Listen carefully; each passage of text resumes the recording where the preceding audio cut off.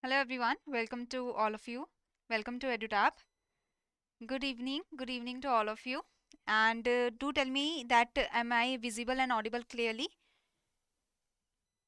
So today we are going to do the 100 most important MCQs for the RBI notifications, and today I will provide you the holistic information for the RBI notifications. We are also going to discuss the financial stability report and the annual report at the end of the session, and I have brought the new questions for you so that you can practice before the examination. Okay, so so I'm all okay, nice. So we can start without any delay. I know your time is very precious now, but the PDF of the session, I know you will be wanting the PDF, so the PDF of the session will be available in the Telegram channel of EduTap, and do subscribe to the YouTube channel of EduTap. Okay, so without any delay, the first question is coming in front of you, and I hope that all of you will be able to answer this question. So now you have to tell, the 33rd conference of the state finance secretaries was held in Mumbai. The theme of the conference was what? So what was the theme of the conference? And this will be a rapid fire revision, so you have to be very quick, okay, because in the examination you will get less time, so be very quick. So yes, I'm getting the answer A, that is the debt sustainability states perspective. Absolutely correct, Sorish. So debt sustainability means that the states should take only that much debt that they can return, okay, without getting into the loop of getting more and more debt for returning the debt. Okay, so they should have the financial capacity, that much that only they should take. So this is the debt sustainability states perspective. So this conference was held of the state finance secretaries, and the theme of the conference was debt sustainability states perspective. The governor of the Reserve Bank of India highlighted the importance of the debt sustainability for ensuring the long term fiscal health of the states. So the states should not take too much debt that they will fall in the loop of taking more and more debt just to sustain themselves. Okay, so debt sustainability is very important for the states, that they are able to return the debt without taking further debt. So recently the Reserve Bank of India released the report of the interdepartmental group on internationalization of INR. The report is based on which of the following visions of Utkarsh 2022? So when was this Utkarsh 2022 launched? That also you have to tell me. So I hope you will be able to answer this question. So yes, I'm getting the answer C, that is the enhanced relevance and significance in the national and global roles. This was the third vision of the Utkarsh 2022, and under this vision, this new report has been released by the Reserve Bank of India. And when was Utkarsh 2022 launched? When was it launched? All of you should be able to answer this question. When was the Utkarsh 2022 launched, and how many visions Utkarsh 2022 had? So yes, Utkarsh, yes, very good. So Utkarsh 2022 was launched in July 2019 for the period of 2019 to 2022, and there were 6 visions that were provided in this Utkarsh 2022. In the Utkarsh 2.0 that has been launched in December 2022 also, in this Utkarsh 2.0 also, there were 6 visions that were provided for the Reserve Bank of India. Okay, and these 6 visions are same. Utkarsh is the medium term strategy framework for the RBI, that how the RBI should move forward. Okay, so the RBI has released the report of the interdepartmental group on internationalization on INR. Okay, internationalization on INR means that we want the Indian rupees to get internationalized, to be used for the cross border transactions, to be used for the trade and for the investment purposes and for such purposes. So now do tell me that which of the following statements are incorrect regarding the interdevelopmental group. So which of the following is incorrect, that you have to tell me. Okay, so here the first statement is the constitution of the interdepartmental group was in December 2021. So that is correct, and it provided its report in October 2022. Okay, and there were the report has come into the RBI website in July 2023. Okay, the objective of the interdepartmental group was to review the existing position of the Indian rupees as an international currency, and to frame a roadmap, to provide a strategy for the internationalization of INR. So this is also correct. IDG was chaired by Dr. Rajiv Ranjan. Is it true? So who who is chairing the interdepartmental group? Tell me the name. Tell me the name that who is chairing the interdepartmental group. The IDG provided the recommendations for the internationalization over the short, medium and long term. So yes, that is correct. The IDG interdepartmental group has provided the recommendations that in the short run, in the medium run and in the long term, what are the steps that we can undertake for getting our currency internationalized. So yes, the name, the chair, so the interdepartmental group, this was formed in December 2021 and this is chaired by Sri Radha Shyam Rathod, that was the executive director. Okay, so this report, so here the wrong statement was C because the chairperson is Radha Shyam Rathod. Okay, and in the short run, in the medium term and in the long term, the recommendations for these terms, the recommendation has been provided by the interdepartmental group that how the INR can become the internationalized currency, can be used for the cross-border transfers, can be used for the transactions and for the trade purposes with the other countries. Okay, the short run and the medium term horizons recommendations we have discussed in the video. The long term recommendation is only one, that is effort should be made for inclusion of INR in the IMF's SDR basket. So in the SDR basket, how many currencies are available, that you have to tell. The SDR, special drawing right, this is the potential claim of the members of the IMF on the IMF, and this SDR is a part of the foreign currency reserve. This is the part of the foreign currency reserves of the country, and the SDR is based on how many currencies? So the SDR, yes, I'm getting this right answer. The SDR is based on the 5 currencies. So the value of the SDR depends on the 5 currencies. Okay. So we want that in the long term, the INR can be included in the IMF's SDR basket. A question can be formed on this also. So you just go over, just have the overview of the recommendations. Okay. And there was the mention of the Triffin dilemma, that if the INR is becoming the internationalized currency, there is the Triffin dilemma that is present in front of the policymakers, because in the short run, there will be the goal of the monetary policy. So the short run domestic goals will be clashing with the long run international goals. Okay, because we will need to increase the supply of rupees. We will need to increase the supply of rupees if the rupees is becoming the internationalized currency. And when we increase the supply of rupees, there will be the inflation that will be coming in our country. So there will be the short run domestic goal that will be clashing with the long run international goal, as we will have to supply more rupees for the international goal to be achieved. Okay, so this is the Triffin dilemma. Now coming to the next question, that is regarding Sri Shaktikanta Das, that is the governor of the RBI. So there was the National Statistics celebration. So National Statistics Day that was celebrated on 29 June. So the governor of the RBI, in the memory of the late Professor Dash, who had made the valuable contributions in the Indian statistical system and the economic planning, launched the Reserve Bank's next generation data warehouse. So the Reserve Bank of India governor has launched the next generation data warehouse. You have to tell that what is the name of the warehouse and in the memory of which professor the National Statistics Day is celebrated. So I'm getting the right answer, that is in the memory of P.C. Mehalbonis, late Professor P.C. Mehalbonis. The National Statistics Day is celebrated in our country on 29 June every year. And the Reserve Bank of India, on this occasion, the Reserve Bank of India has launched the next generation data warehouse, that is the centralized information management system. So yes, the A answer is absolutely correct. Very good, everyone. So the CIMS, just giving you a brief idea, CIMS is the centralized information management system where the data will be collected by the Reserve Bank of India, and it is the best in class. It is the state of the art technology, that is the best modern technology that has been introduced for the massive data flow, for the aggregation, for the analysis, for the public dissemination of the data, for the public dissemination of the information, and for the data governance. This centralized information management system has been launched on the occasion of the National Statistics Day.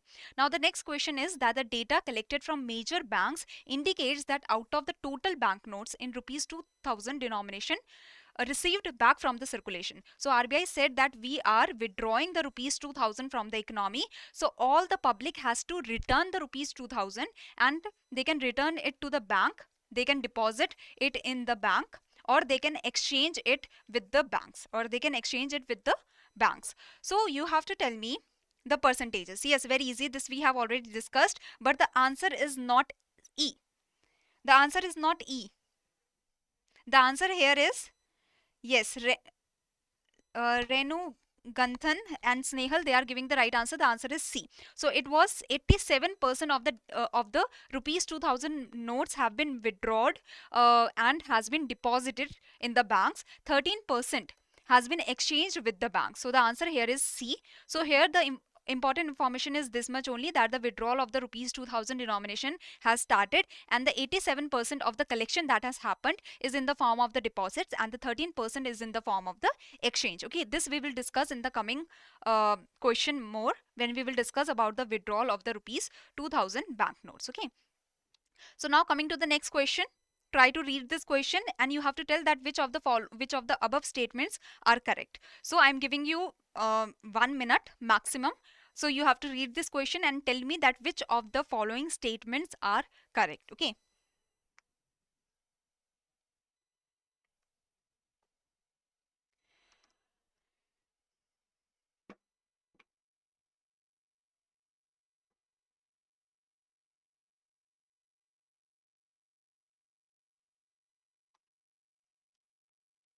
So as soon as you get that which statements are correct, just tell me the statements. So just tell me that it is 1, 2, 3, 4 or 1, 3, 4 or 1, 2, 3. What?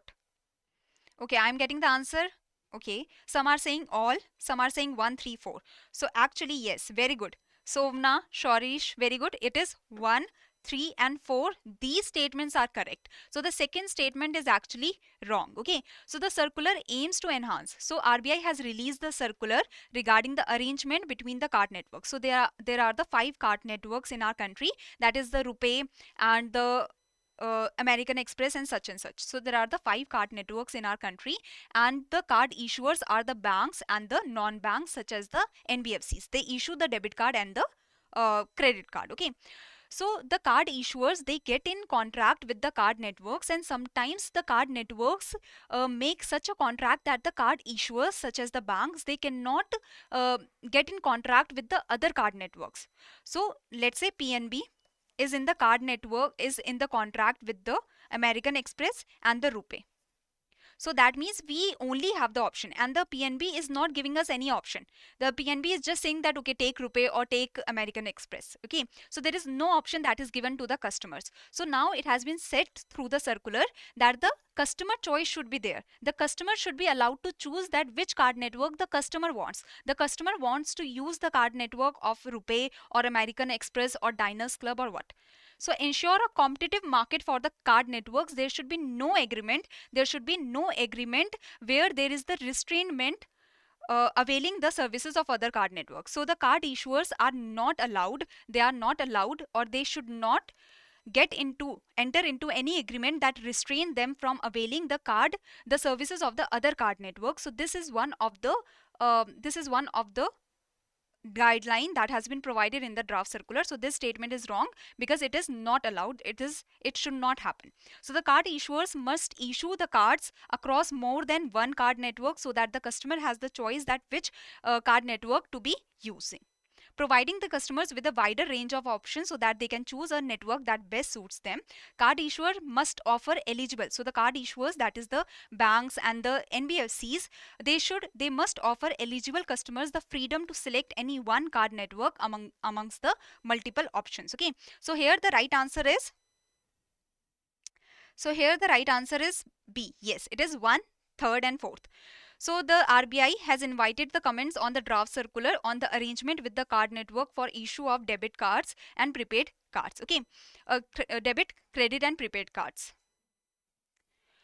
So here the guidelines have been provided that the card issuers shall not enter into any arrangement or agreement with the card networks that restrain them from availing the services of the other card network. The card issuers shall provide more than one card network, and the card issuer shall give the option to the customer that which card network the customer want to have. Okay, and the directions at para 3 B and C. So these guidelines will be effective from October 1, 2023. And the card issuers and the card networks, if they are getting into some new agreement, in a fresh agreement, then they have to execute these guidelines, that there should be no contract between the card network and the card issuer, and the card issuer should not get into a contract that restrain the card issuer into availing the services of different card networks. Okay, existing agreement, when it is getting amended or when it is getting renewed, then again the card issuer has to look after that it is not getting into such a agreement where it is getting binded with some card network. So before going further, there is the test series that has been launched by the EduTap. So if you want to practice and if you want to gauge your level of the preparation, you can avail this test series where we are providing you all kind of tests for your phase 2 preparation, and we are even doing the evaluation of the descriptive test. Okay, so if you want to know more about this, you can get the understanding and you can get the knowledge in the description box below.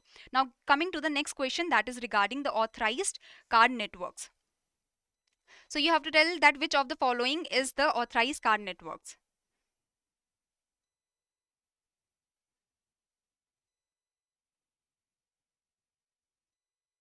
So try to give the right answer of this one.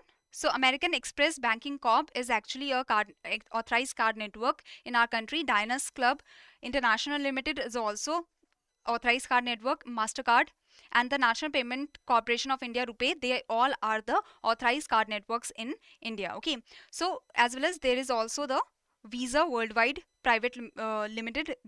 This is also authorized card network in our country. So now coming to the next question, try to give the right answer of this one. Try to give the right answer of this one. Recently, in June 2023, the Reserve Bank of India, in its second bi-monthly Monetary Policy Committee, so in June 2023, the Monetary Policy Committee meeting, this happened, and in this it has been decided that the repo rate will remain unchanged. Now you have to tell that what is the current SDF and when it was decided that the SDF will become the floor of the LAF corridor in India. So I'm getting the answer D, and that is absolutely correct. So it was decided, the SDF was introduced in April 2022 as the floor of the liquidity adjustment facility corridor, and this is currently at 6.25 percentage because the repo rate is at 6.50 percentage. So the repo rate, the SDF is lower than the repo rate by 0.25 percentage, and the MSF is greater than the repo rate by 0.25 percentage. So MSF is currently 6.75%, SDF is 6.25%, and repo rate is 6.50 percentage. Okay, so all the information has been provided here. Next is, according to the provisional estimates released by the NSO on May 31st, 2023, India's real GDP growth. So the provisional estimates were released by the National Statistical Office in May 2023. Before that, it was said that the India is going to, so like in the second advance estimates, it was said that the India is going to grow by 7%, and this was released in Feb 2023. But in May 2023, it was said that no, not 7%, but more than that. That is, yes, correct answer, 7.2%. So in the second advance estimates, it was said that the India is projected to grow by 7.2% for 2022-23. Okay. So coming to the next question, the MPC took note. So the current India's foreign exchange reserves are placed at 595.1 billion as on June 2023. I have provided you all the information. You can read it. In the previous session, we have already covered all the information. Okay, so let's make it more rapid fire in this session. The MPC took note of the moderation in CPI headline inflation. So the CPI inflation, that is the retail inflation, is decreasing, and it has come below the 6%. So the 4% plus minus 2%, this is the CPI inflation target. Okay, that we have to achieve 4%. We should not go below 2% and we should not go above 6%. So the CPI headline inflation is into the tolerance band, is between the 6% and 2%. You have to tell that the Monetary Policy Committee has projected the CPI inflation at, yes, I'm getting the right answer, 5.1% for the 2023-24. Okay. So here for the 2023-24, the real GDP growth is expected to be at 6.5%, and for 2023-24, the CPI inflation is expected to be 5.1%. This is the recent data that was given by the Reserve Bank of India, by the Monetary Policy Committee. Okay. Next is, an international conference happened under India's G20 presidency. This was jointly conducted by the Reserve Bank of India and the CERT India, that is the Indian Computer Emergency Response Team. So you have to tell, yes, I'm getting the right answer. D, that is the cyber security exercise for banking sector. So the international conference, that is the cyber security exercise for banking sector. This happened under India's G20 presidency. This was conducted by RBI and the CERT India. Okay, nothing else that you need to understand from this. Next is, sorry, yes. So the next question is, the dashboard will provide. So the dashboard will provide the required insight to access and monitor the progress of the financial inclusion. Okay, so which dashboard it is? Just you have to tell that which dashboard it is. Okay. So yes, I'm getting the answer C, that is Antardrishti. This is the dashboard. So yes, Antardrishti is the dashboard. This is the financial inclusion dashboard that has been released by the Reserve Bank of India, that will provide, that is the dashboard that will provide the visual data to the Reserve Bank of India, so that the insights can be used and insights can be provided in the easier manner. Okay, so the required insights, the access and the monitoring will be eased through this financial inclusion dashboard, that is Antardrishti. So coming to the next question, that is regarding the financial inclusion index. This has been conceptualized as a comprehensive index incorporating the details of the financial inclusion index. This index shows the financial inclusion of the country. Okay, that the people are getting financially included or not. And this financial inclusion index is not only telling us that we are getting the banking services or not, we are getting the banking products or not. It is also talking about the pension. It is also talking about the insurance services, insurance facilities, also about the investment facilities. So it is talking about the complete financial inclusion of the people. Okay.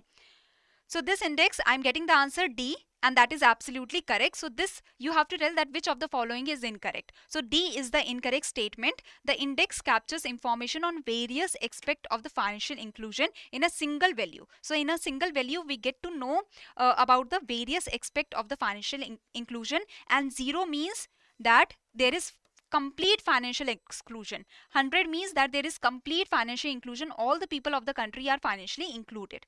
The financial inclusion index comprises of 3 broad parameters: access, usage and quality. You have to tell that which like usage has the highest weightage in the index. What is the percent of the weightage that is of the usage? The FI index has been constructed without any base year, because 0 is considered as financially excluded and 100 is considered as financially included. So there is no comparison that is required from the previous year, like there is no base that is required. The index is responsive to ease of access. That's why access is the parameter. Availability and usage of services, that actually the usage is happening of the services. And the quality, that how is the quality of the services. And there are the 97 indicators, not 99 indicators. And yes, usage has the 45% of the weightage, absolutely correct. Access has 35% of the weightage and quality has 20% of the weightage in the index. Okay, so this is the complete information regarding the financial inclusion index that you need to understand. And there was the financial inclusion index. This was released in August 2021. Remember this very carefully. There has been a growth of 4.6%.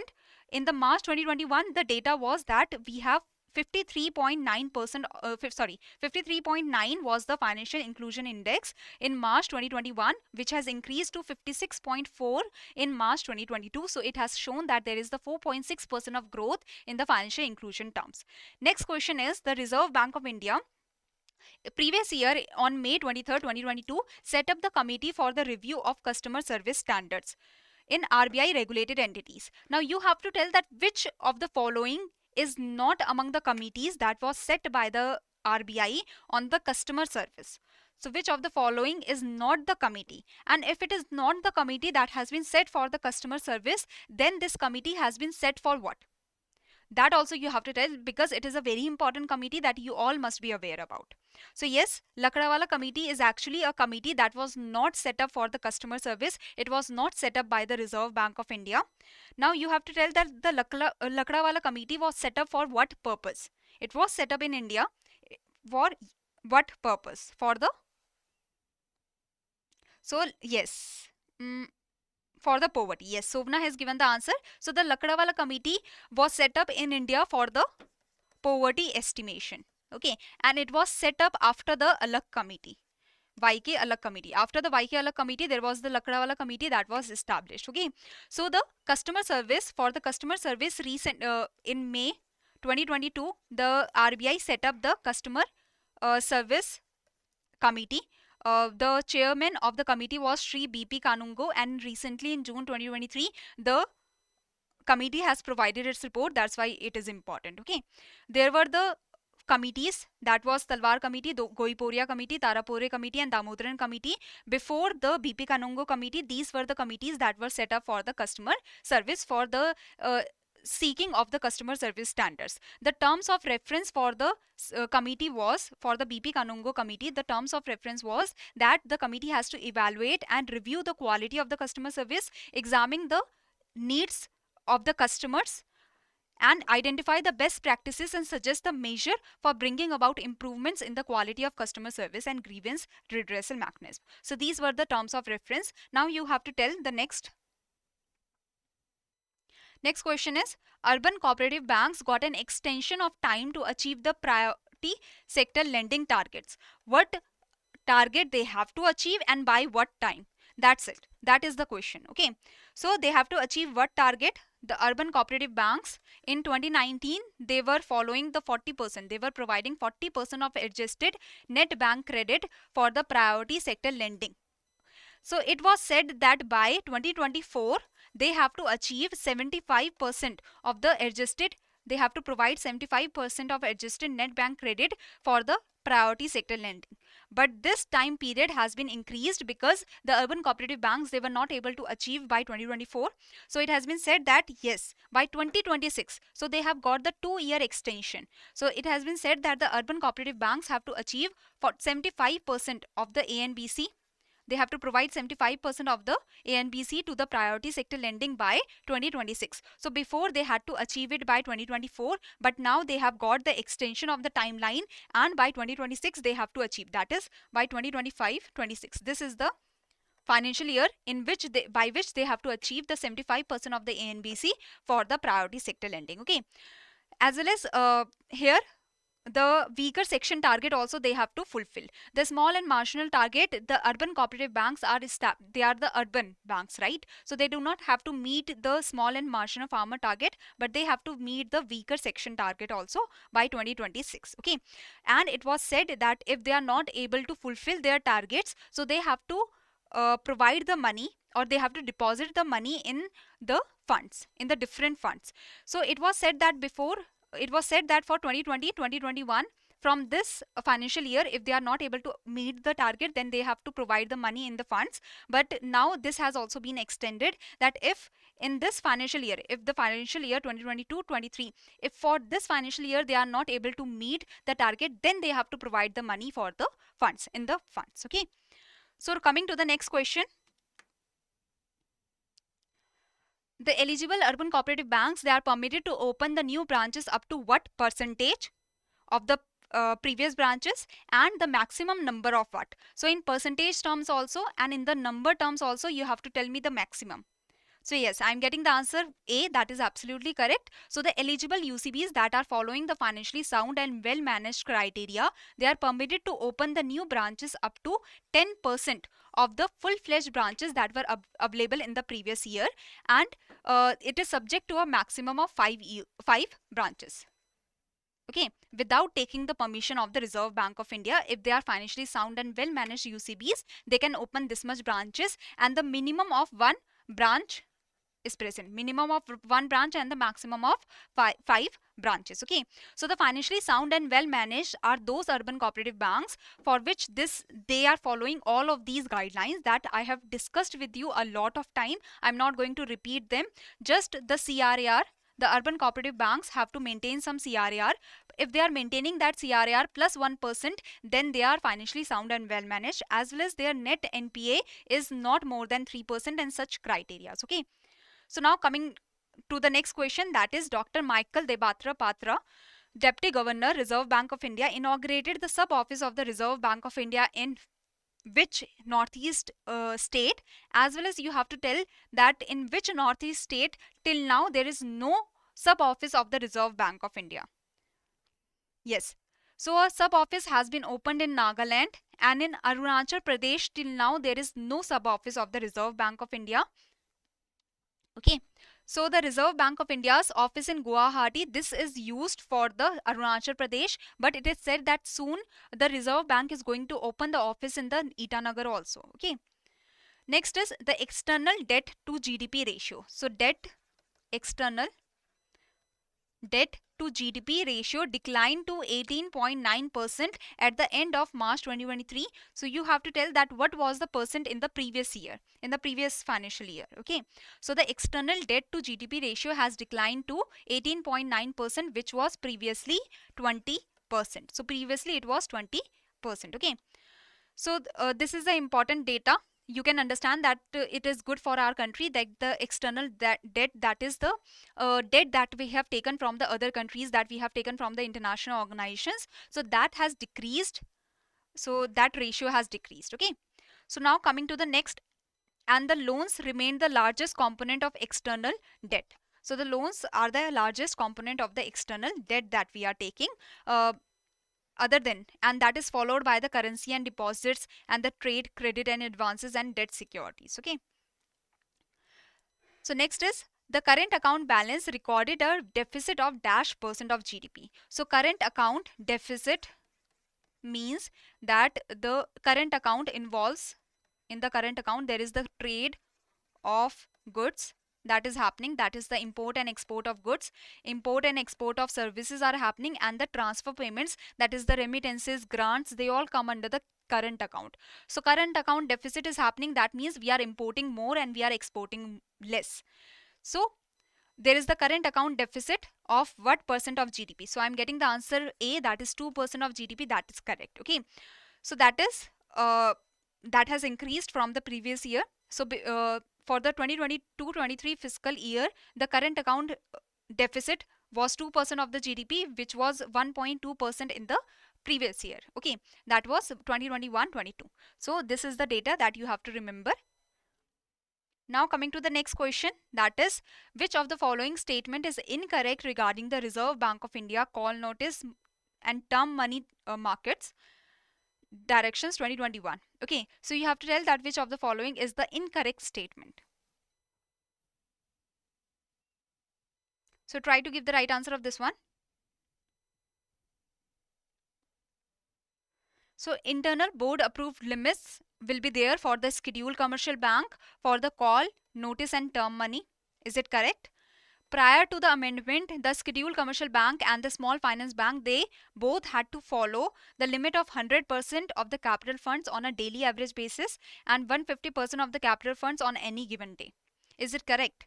Call money means, so this is correct and this is correct. Call money means borrowing or lending in unsecured funds on overnight basis. Okay, so call money means that the borrowing and lending is happening on the overnight basis in between the banks. Notice money means that in between the banks, the borrowing and lending is happening for the tenors up to 14 days. Okay, so more than 1 day and less than so 2 to 14 days we can say.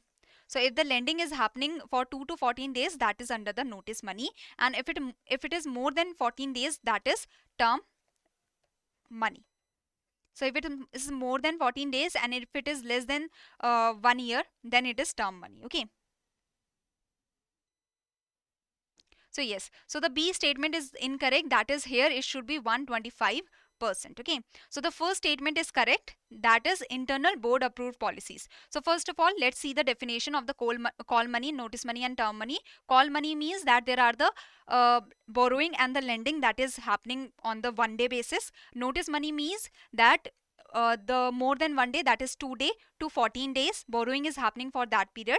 Term money means that more than 14 days and up to 1 year, the lending and borrowing is happening for that much, that is term money. Okay, so it was said that for the scheduled commercial banks, there are going to be the internal board approved limits for the call, notice and term money. For the small finance bank, it is going to be 100% and 125%. So prior to this change, for the scheduled commercial banks also, the limits were same. The limits were same. It was 100% and 125%. And what is this capital funds? Capital funds means that the tier 1 capital plus the tier 2 capital that is available with the banks. So that is the total capital funds that is available with the banks, of the percentage of that fund the banks can take in the call and notice money and in the term money. Okay. Now coming to the next question, that is regarding the digital lending. So as per the recently issued guidelines on the default loss guarantee in digital lending by the RBI, which of the following statement is or are correct, that you have to tell. Okay. If there is any confusion in any of the questions, you can ask right now also.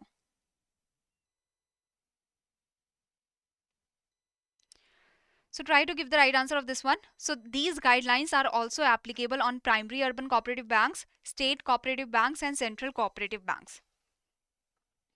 The lending service provider providing the default loss guarantee must be incorporated as a company under the Companies Act 2013. Is it correct?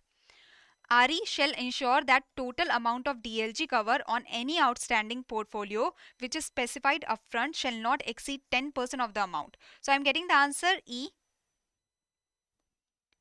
So you have to tell which are correct. So yes, E is correct, A and B are correct, C is incorrect because here it should be 5% and not 10%. So the default loss guarantee is provided by the lending service provider that is connecting the banks or the non-banks with the customer. Okay, so if the customer is not returning the loan back, so there should be some risk, or there should be some responsibility that should be taken by the lending service provider that is connecting this customer with the bank or the NBFC.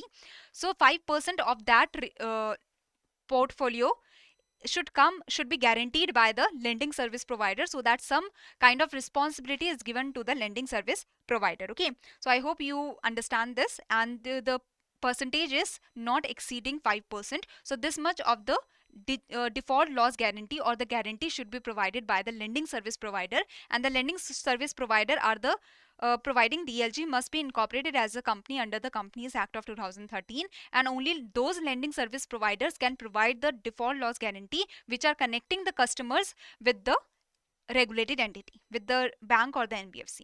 So next question is regarding the e-rupee vouchers.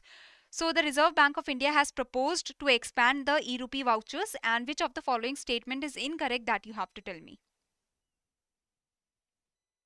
Yes, bank can invoke the DLG within 120 days, okay, of the default that is happening, and if the bank has talked with the borrower, then there is no such thing. Okay.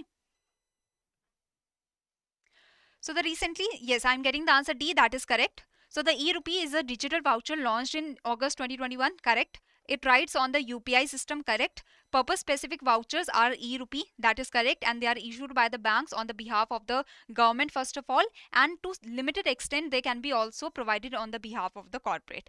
The non-bank, they cannot provide the e-rupee vouchers. It is proposed by the Reserve Bank of India that we should allow the non-bank prepaid payment instrument issuers to issue the e-rupee vouchers, and these should also be provided for on behalf of the individuals also. So this is also the proposal that has been made, because till now only on the behalf of the government and to some extent on the behalf of the corporates e-rupee vouchers can be released. Okay, so you can read about the Bharat bill payment system also, and the internationalizing issuance and acceptance of RuPay cards. So it has been said that okay, we are going to issue the RuPay foreign exchange cards that can be utilized outside India. Okay.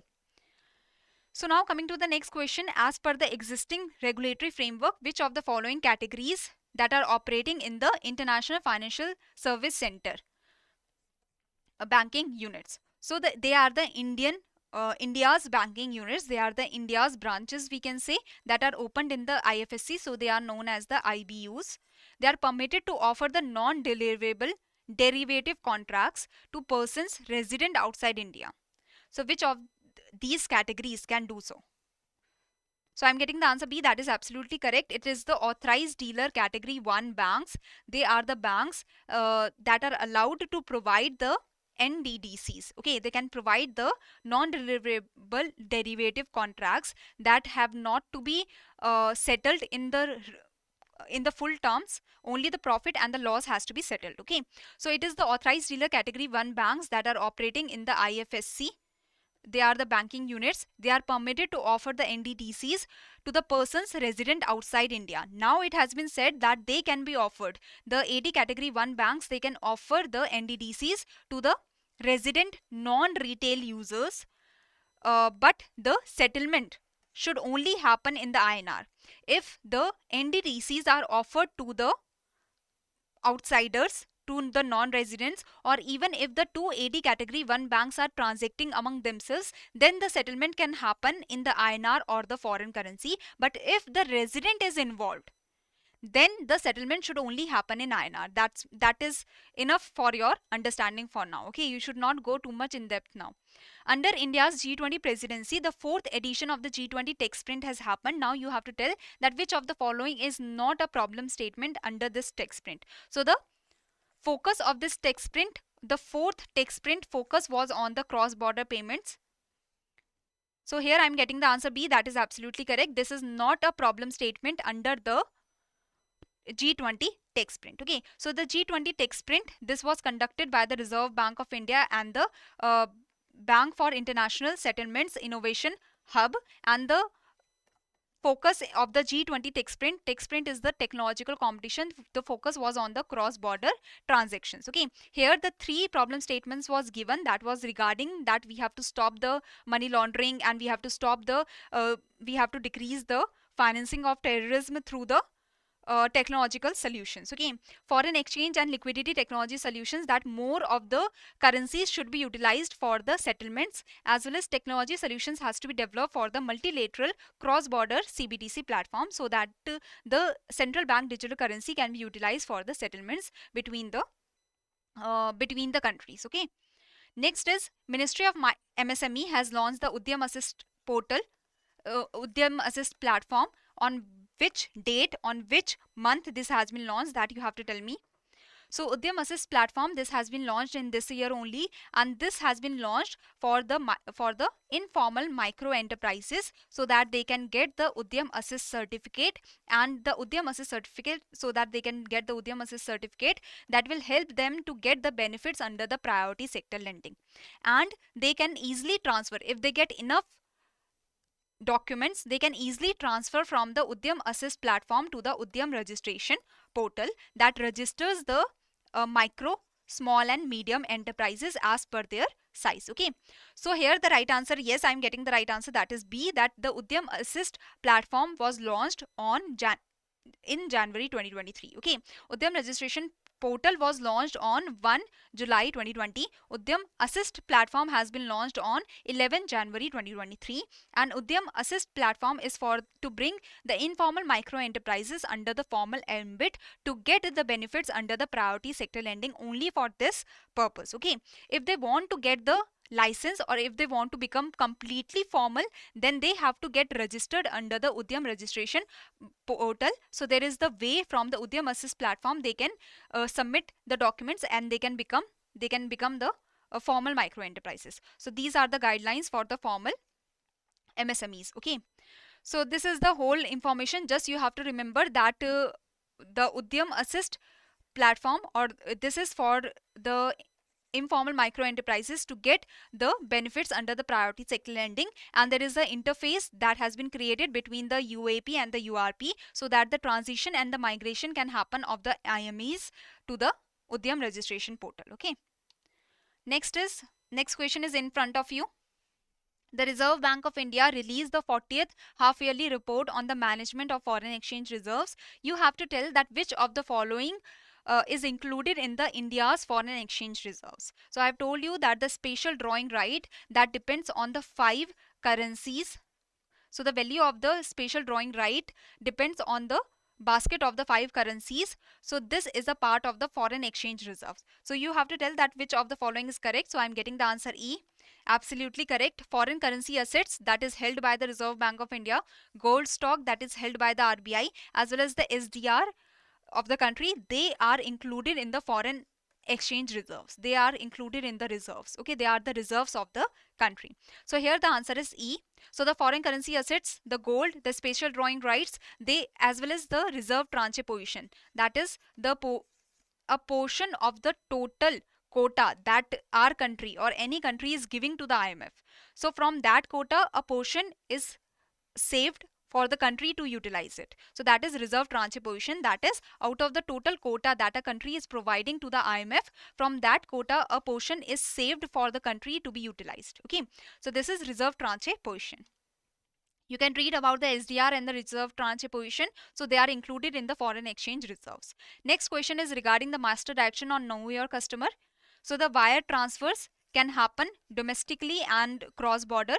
So the wire transfer means that electronically you are sending the large sum of the money, and for the cross border transactions or for the cross border sending of the money, you have to provide all the information regarding yourself and the beneficiary you are sending the money. But in the domestic case, if you are the account holder of the bank that is doing the wire transfer, then you have to provide all the information every time.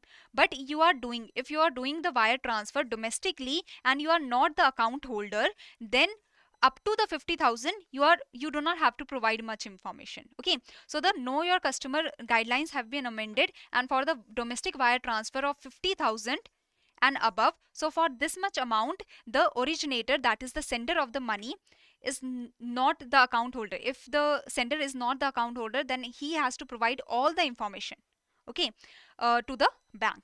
So 50,000, if the amount is less than 50,000, then he does not have to provide the information if he is not the account holder.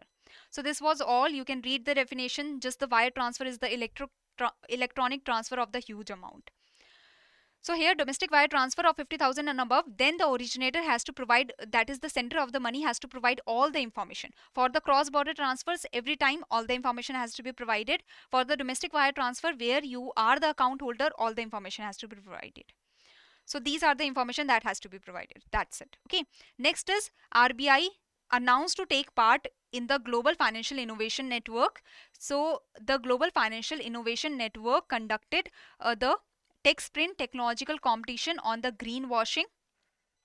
That is, the company is showing its product as a green product, as an environmentally friendly product, when actually the product is not environmentally friendly. Okay, so the greenwashing is happening, that is the cheating is happening. So against this, the Tech Sprint has been launched. The virtual Tech Sprint is hosted on the digital sandbox of Financial Conduct Authority. Absolutely correct. And the Financial Conduct Authority is chairing the GFIN right now. Okay, so that was all that was required from here. 13 international organizations, international regulators have joined the GFIN Tech Sprint. Okay, greenwashing Tech Sprint. Another easy question: the RBI launched the 100 days 100 pays campaigns for the banks to trace and settle the top 100 unclaimed deposits of every bank in every district of the country within 100 days. So the balances that are in the savings and current accounts which are not operated for 10 years, and the term deposits which are not claimed for 10 years from the date of maturity, they are classified as the unclaimed deposits. So there is nothing to understand now. All the information has been provided to you. 100 days 100 pays campaign, this started from June 1, 2023. Next is the Reserve Bank of India approved the transfer of rupees dash as the surplus to the Government of India, and this the contingency risk buffer that the RBI is keeping with itself is what percentage? So these two data you have to provide me. So yes, the answer C is correct. That is 87,416 crores of the surplus has been transferred from the RBI to the government. Under which section? Tell me that also. And the contingency risk buffer that the RBI is keeping with itself is 6%. That in case of the some kind of risk, the RBI is able to cater to that risk. So 6% of the balance sheet the RBI is keeping with itself. Yes, section 47. Very good.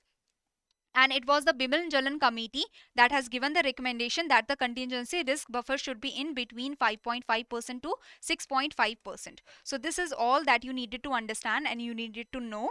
So it has been provided. Okay, so section 47 of the RBI Act, under this there is the provision for the RBI to provide the surplus to the government. Okay, Bimal Jalan committee reviewed the economic capital framework and provided for the contingency risk buffer to be in between 5.5% to 6.5%, and currently it is 6%, the contingency risk buffer. Next is that there was the RBI governor that held a meeting with the NAFCUB and the Select Federation of the Urban Cooperative Banks, where it has been decided that the Standing Advisory Committee that advises regarding the urban cooperative banks will henceforth, so these meetings will be henceforth be held once in 6 months instead of 1 year. So the Standing Advisory Committee meetings will be happening in 6 months instead of 1 year, as well as there was another recommendation that happened that the RBI will be nominating a senior officer who will be the single point of contact for all the issues related to the urban cooperative bank. Okay, the NAFCUB is at the apex level of the promotional body for the urban cooperative banks. Next question is regarding the RBI that held a conference for the directors on the boards of public sector banks in New Delhi under the theme. So you have to tell that which of the following is correct. So I am providing you the information that is relevant from the exam point of view. You will get this PDF so you can read later on also. But let's do a rapid fire. Okay, let's just answer in a fast manner. So yes, the C answer is correct. So the RBI held a conference for the directors on the boards of the public sector banks, and the title was this, or the theme of the conference was Governance in Banks Driving Sustainable Growth and Stability. Okay, so it is the banks that are supporting the economy, that are maintaining resilience, but still the banks should further strengthen the governance and the assurance functions, and should continue to be financially and operational, to have the financial and operational resilience. Okay, next question is regarding the withdrawal of the rupees 2000 banknotes.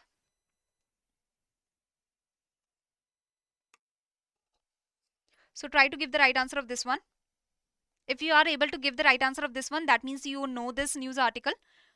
The facility. So the RBI has said that we are withdrawing the rupees 2000 banknotes from May 23rd, 2023. The exchange, you can exchange the rupees 2000 banknotes for the other denomination banknotes, or you can deposit the rupees 2000 banknotes. Now for the deposit there is no limit, but for the exchange there is the limit. So I'm getting the answer C, and that is absolutely correct. Okay, so you have to tell the incorrect statement, and C is the incorrect statement. So the first statement is saying that the rupees 2000 banknotes can be exchanged with the 19 regional offices of the Reserve Bank of India from May 23rd, 2023, and for the exchange the limit is rupees 20,000. That is correct. For the banks, with the banks also, the exchange limit is rupees 20,000. Okay, the exchange limit is rupees 20,000. So if you are going to a bank for the exchange only, then the limit is rupees 20,000, but you can deposit how much you want as per the guidelines of the account. Okay, the clean note policy. Under the clean note policy, the rupees 2000 banknotes are being withdrawn.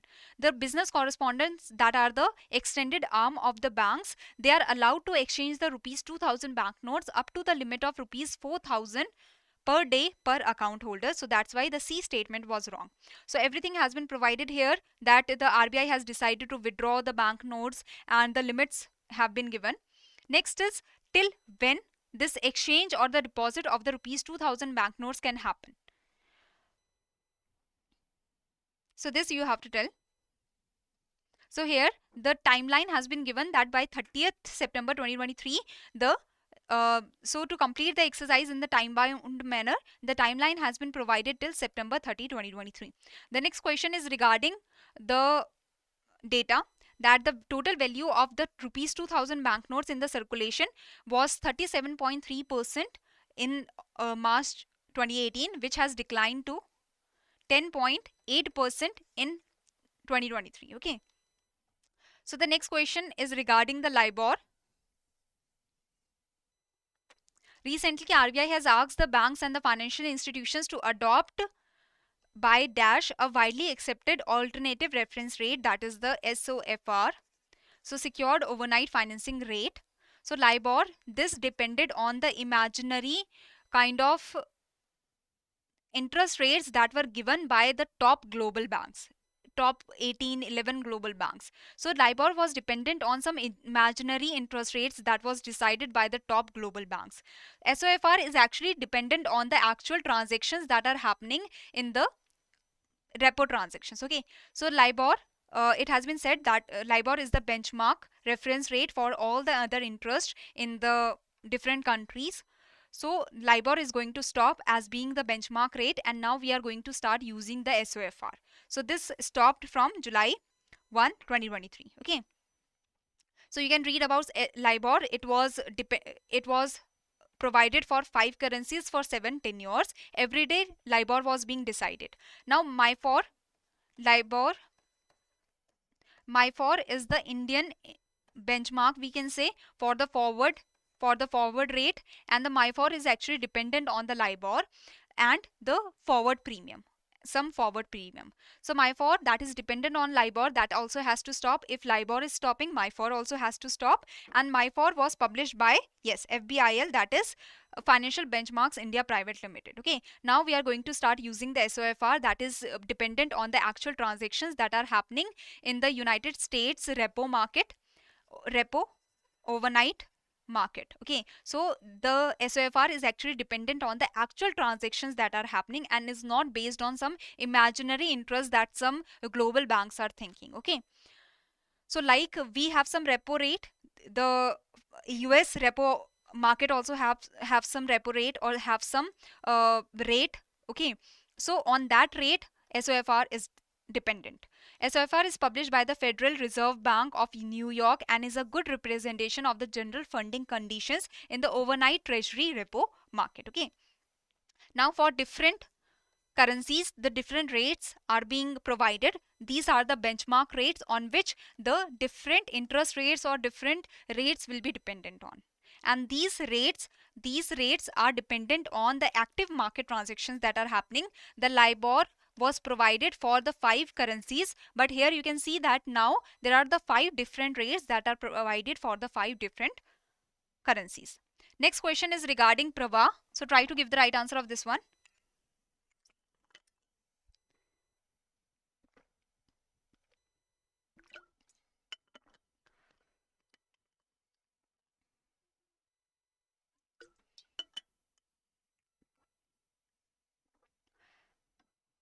So I'm getting the answer A. That is not correct.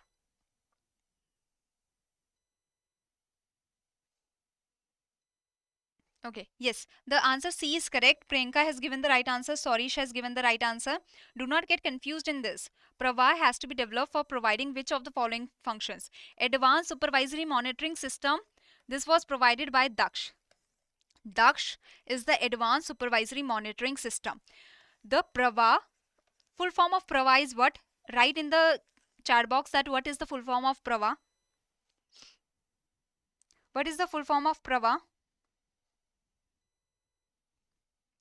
So Prava is for the regulated entities, that for their ease of the compliance. For the ease of the regulated entities, for the ease of the banks, for the ease of the NBFCs, the Prava is there. Okay, that the regulated entities are able to get the license easily, are able to get the authorization and validation easily. Okay, so yes, the Prava is platform for regulatory application, validation, authorization. Yes, it is the platform for regulatory application, validation and authorization. Okay, so it is for the it is the platform for regulatory application, to get the easier application, to get the application faster, to get the validation faster, to get the authorization faster. This platform has been provided by the Reserve Bank of India. Sorry, it has not been provided, but it has been thought about. So the RBI is going to develop a secured web-based centralized portal that is going to ease the regulatory compliance for the regulated entities. Okay. Next is, recently the central bank has removed the requirement. So it was said that in the International Financial Service Center, if the remittances are being sent, so these remittances, if they are being kept in the foreign currency account within 15 days, if they are not being utilized within 15 days, then they have to come back to the country, because IFSC, for the economic terms, for the financial terms, it is considered the international platform. Okay, so now these 15 days, yes, it has been increased to 180 days, because in the liberalized remittance scheme, under this scheme, if you are sending the money in some foreign country, then if you are not investing that money, if you have earned some money there through the investment, and you have earned that money, if you are not investing it, then within 180 days or after 180 days you have to bring it back. So to have the same rules and regulation for the IFSC also, this decision has been taken. So before it was 15 days, and this non-interest bearing also has been removed. So you can keep the money you are if you are earning some money outside through the investment under the liberalized remittance scheme. So in the IFSC also, before it was 15 days, which has been increased to 180 days as in the liberalized remittance scheme. So the investor who has sent the money to some other country can retain and reinvest the income that is earned from his investments, and he has to do so within 180 days, otherwise the money has to be brought back to the country. Now there is one more notification that was released, that before it was said that you can do the liberalized remittance scheme, you can send the money in the IFSC for getting the securities that are not issued in our country. Now it has been said that if you want to send the money in the IFSC for the study abroad also, you can send the money in the IFSC under the LRS for the studies abroad. Okay. Next question is that the deposits that are keeping unclaimed, the unclaimed deposits that are, so we are going to discuss Daksh at the end of the session. Do not worry about that. Okay. So Daksh, we are going to have a question about Daksh at the end of the session. So I'm getting the answer C, that is correct. The deposits that are remaining unclaimed for 10 years in a bank, they are transferred to the Depositor Education and Awareness Fund. Okay. So next question is that the credit information companies, for these for to make it better, for the grievance redressal mechanism to be better in the credit information companies, it has been decided these proposals have been made. So which of the following is not the proposal that has been made by the RBI, that you have to tell. So I'm getting the answer C here, and that is absolutely correct. So A is correct, B is correct, D and E, they are the recommendations that have been made by the Reserve Bank of India.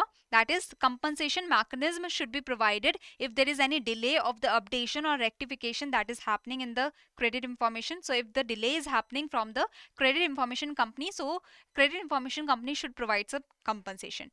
SMS or email alert has to be sent to the customer when their credit information are being assessed by the credit information companies. A time frame has to be provided for the ingestion of the data that is received by the CICs from the credit institutions, that are the banks, NBFCs and such. Disclosure relating to the number and nature of customer complaints has to be put on the website of the credit information companies, that how many complaints are coming, of what nature. So these are the 4 recommendations that were made by the Reserve Bank of India. This is not a recommendation. Compensation mechanism for delayed credit score and credit reports, no, this is not the recommendation. Okay.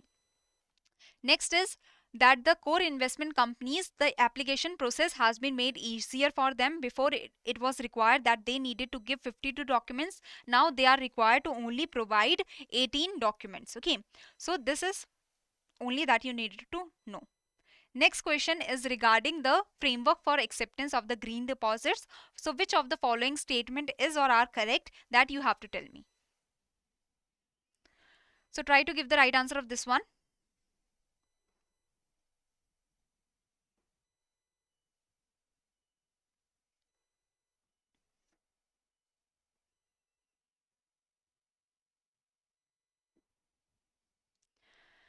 So the provisions of these instructions shall be applicable to the scheduled commercial banks, including the small finance bank, that is correct, including the non-banking financial companies that are deposit taking, that can take the deposit. They should also be included in this framework for the acceptance of the green deposits.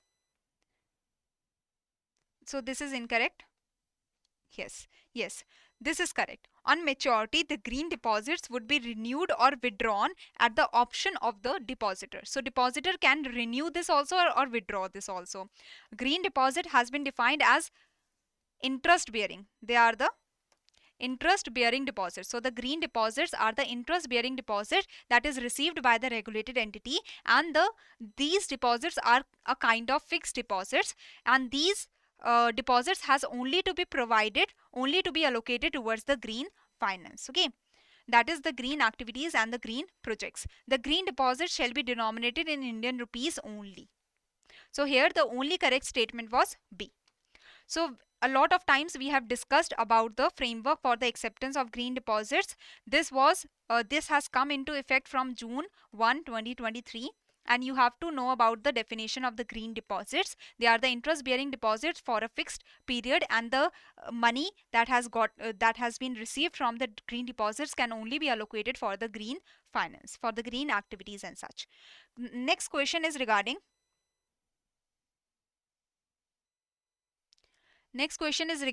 regulated entities shall be required to allocate the proceeds that they have got from the green deposits for the green activities or green projects. Which of the following is not considered the green activity or project as per the framework?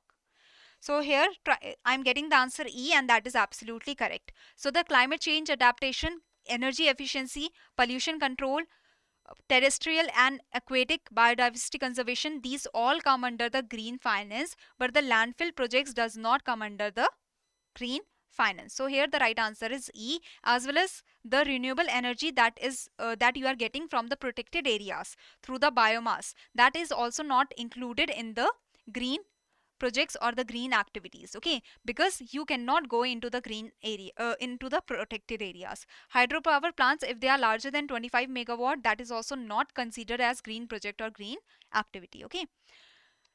So now coming to the next question, that is RBI announced that there will be a software that will be developed, that is the AP Connect. So AP Connect is the software to get the licenses for the processing of the application for the licensing. So the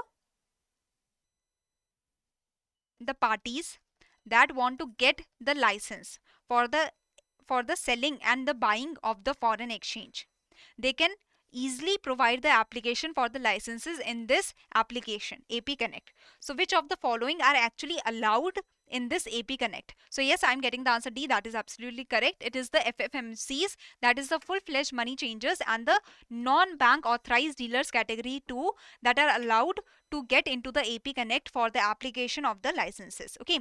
Why they only? Because the authorized dealer category 1, they are the banks. They are usually the commercial banks that can directly connect with the RBI. And the normal banks, they are also going to directly connect with the RBI. They can directly take the licenses for the RBI from the RBI. It is the parties that are the full-fledged money changers, as they are the authorized money changer, but they are the normal people or they are the companies, so they are not directly connected with the RBI. So for them to take the licenses, it become a little troublesome. So that's why for them and for the non-bank authorized dealer category 2, it has been said that the AP Connect has been launched, so that the authorization and so that for them the licenses can be taken easily, okay. They also, for the authorization for the money transfer service scheme, that is the inward remittances. For the inward remittances also, if the authorization has to be taken, that can be taken under the AP Connect, okay. The MTSS is the inward remittances, is for the inward remittances. So this is the scheme. And for the outward remittances, the scheme is liberalized remittance scheme, okay. So full-fledged money changers are the authorized dealers that can only sell or buy the foreign exchange for the traveling purposes, only for that, okay.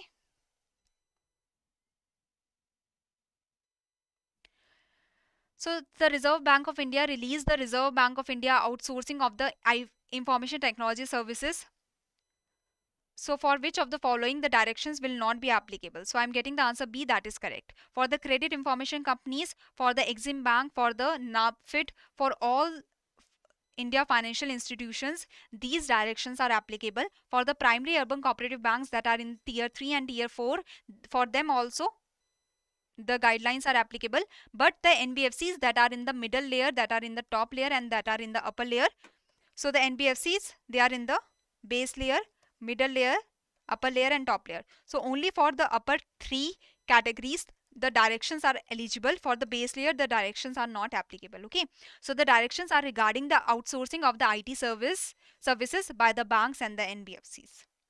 So they can outsource their IT services, okay. So these some of the guidelines they have to follow. So try to give me the right answer. that which of the guidelines they have to follow.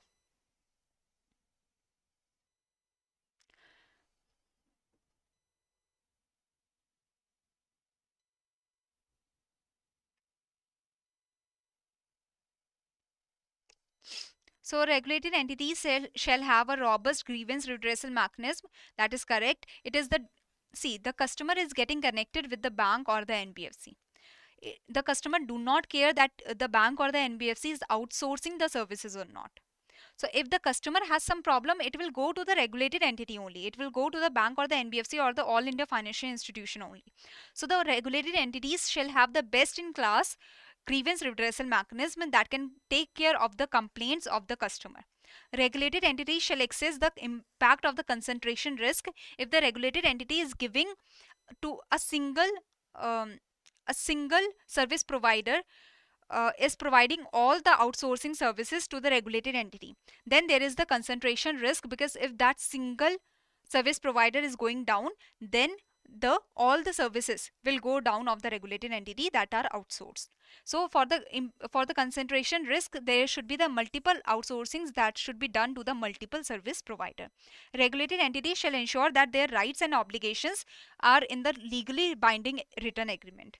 The engagement of a service provider based in a different jurisdiction is allowed. So if you are taking the service provider from US, from UK, from any other country, that is allowed. But for the country risk, that is because that country will have some other norms, will have some other uh, governance norms. So for the country risk is present, for this country risk, there is the appropriate contingency and exit strategies that the regulated entity should adopt. Okay, so they are allowed to take the service from the service provider that is present in some other country that have their country risk, political, social, economic, legal conditions, but the regulated entity is allowed if it is taking the contingency and exit strategies. Okay, so here you can read it that the before providing for the outsourcing, the assessment has to be done that it is necessary, we should provide it or not, and such. Okay, for the grievance redressal mechanism, there should be a robust mechanism present with the regulated entity.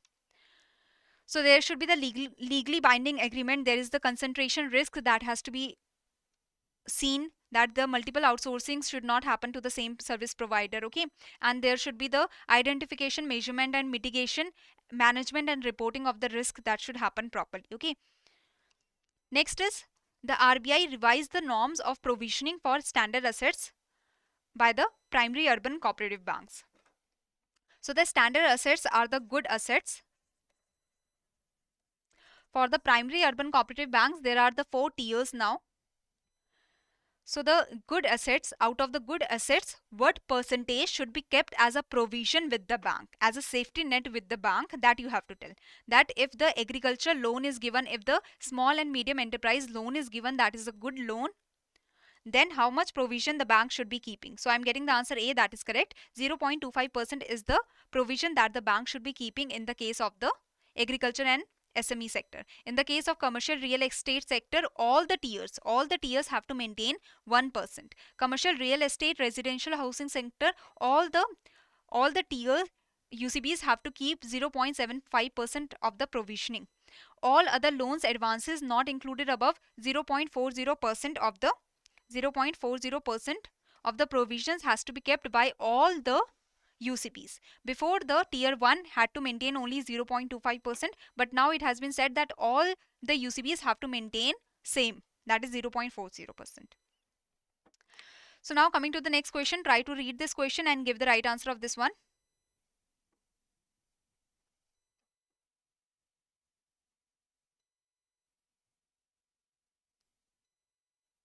So yes, the timeline is March 31, 2025. So the tier 1, they were maintaining 0.25 percentage. Now they have to start maintaining 0.40 percentage. So the timeline that has been given is March 31, 2025. So the right answer is E.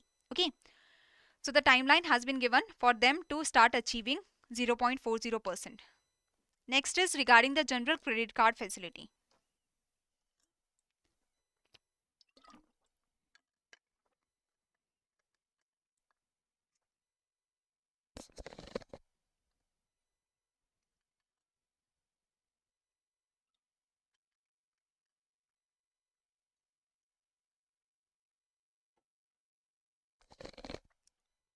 So yes, the general credit card facility, before it was in 2013, it was the general credit card scheme, in which not only the credit card, but you can get the debit card or debit card come passbook, credit card come passbook also you can get. That means under the scheme you were able to get the loans for the non farm entrepreneurial activities. The working capital, for the working capital or for the long term capital, you can get the loan under the GCC scheme. Before it was provided through the debit card come passbook and such. Now it has been said that this is not going to be the scheme. Now in 2023 it has been said that it is, the GCC scheme is getting converted into the GCC facility, and it's under the facility only the credit card can be issued for the working capital facilities for non-farm entrepreneurial activities. Okay, so for the individual entities, working capital facilities for the non-farm entrepreneurial activities can be provided through this GCC,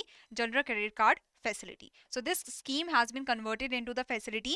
Before you can get the smart card, debit card and such under the scheme, but now only the credit card can be provided under the facility because it has converted from the scheme to a facility. Okay, so the credit card can be provided by the every scheduled bank other than the payment bank, state cooperative bank and district central cooperative bank. The regional rural banks can also provide the credit card in collaboration with the sponsor bank of the regional rural bank. Okay, next question is regarding the fair lending practice. So fair lending practice, first of all, lending who can do, you have to remember that. And in when you are lending, so what happens that sometimes the borrower is not following the terms and conditions. In that case, there was the penal interest that was charged or the penal charges were being charged. Now it has been said that under the fair lending practice there should be no penal interest that should be charged, only the penal charges should be taken, because the penal charges are in amount terms,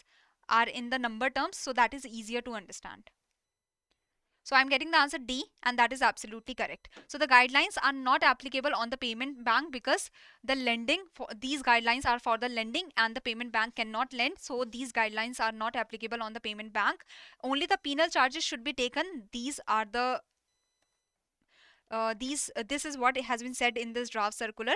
If the credit risk profile of the borrower is changing and the borrower is becoming more risky, so more risk premium can be taken from the borrower.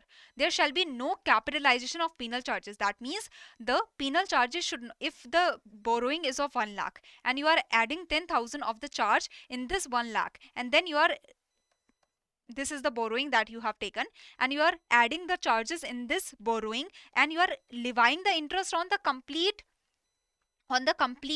amount. So that means you are capitalizing the penal charges, you are earning on the penal charges also. That should not happen.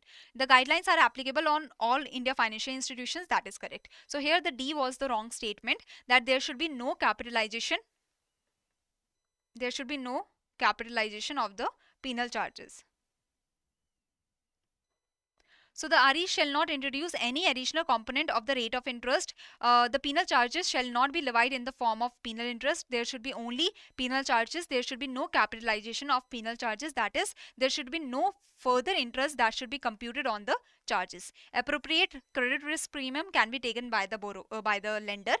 Quantum of the penal charges should be proportional to the default that has happened.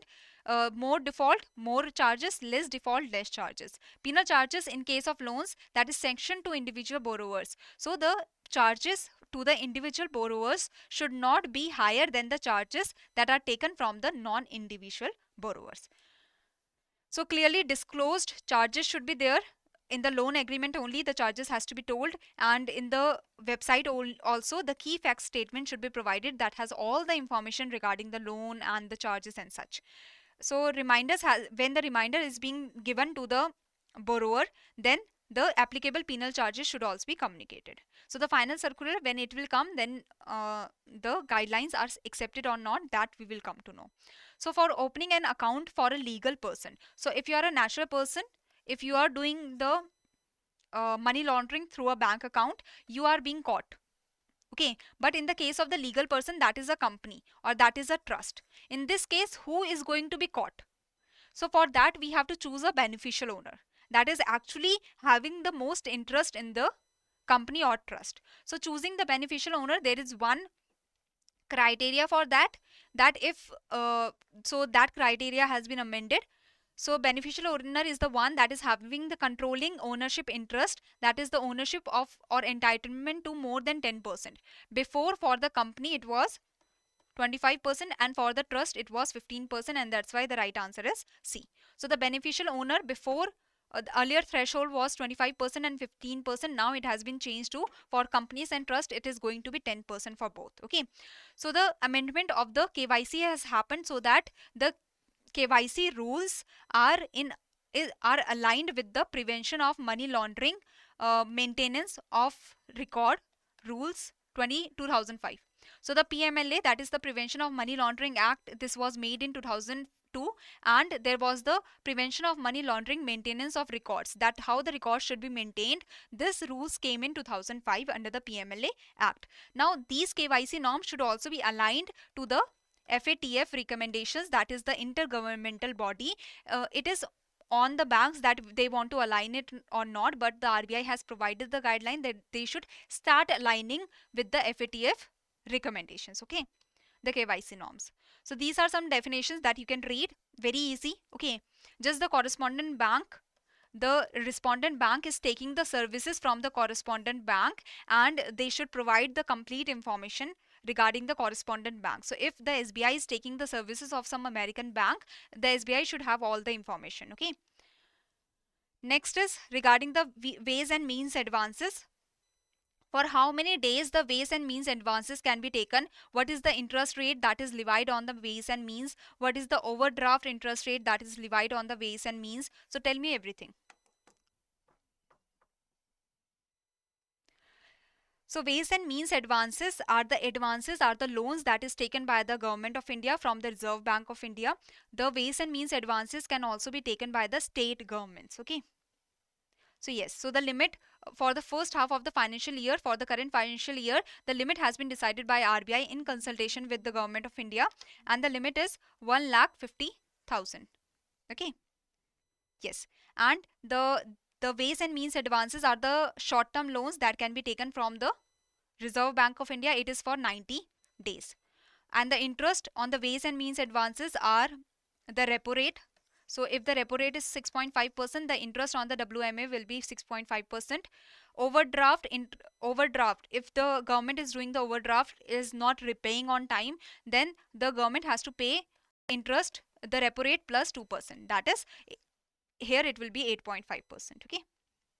Yes, it is the short-term loans taken for 90 days from the RBI. It can be taken by the center or the state government.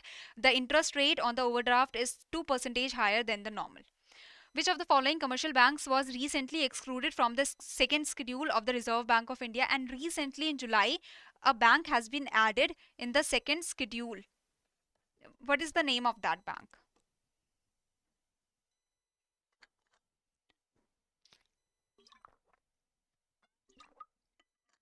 In July, sorry. In July, recently, a bank has been added in the second schedule. Do anyone know the name of the bank?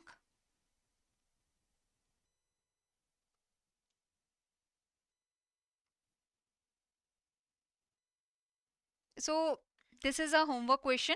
You have to tell me in the comment section that recently in July 2023, a bank has been added in the second schedule of the Reserve Bank of India. So what is the name? Yes, Pushpendra has given the right answer. All the other people in that are seeing it later on, so you have to tell me this in the comment section. So it is, yes, Pushpendra has given the right answer. So here the removal we are talking about. So Abu Dhabi Commercial Bank has been removed. Okay, and who has been added? Which bank has been added? So it is, yes, NOG, Non-Cube. Yes, correct.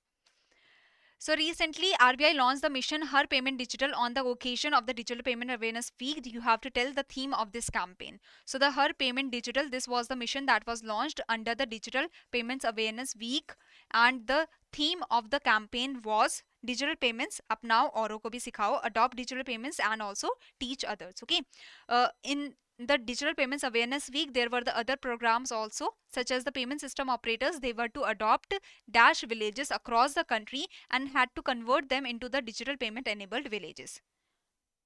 So yes, the right answer here is 75, that the payment system operators had to adopt 75 villages across the country and had to convert them into the digital payment enabled villages. There was also the Jan Bhagidari events that were conducted through the regional offices of the RBI.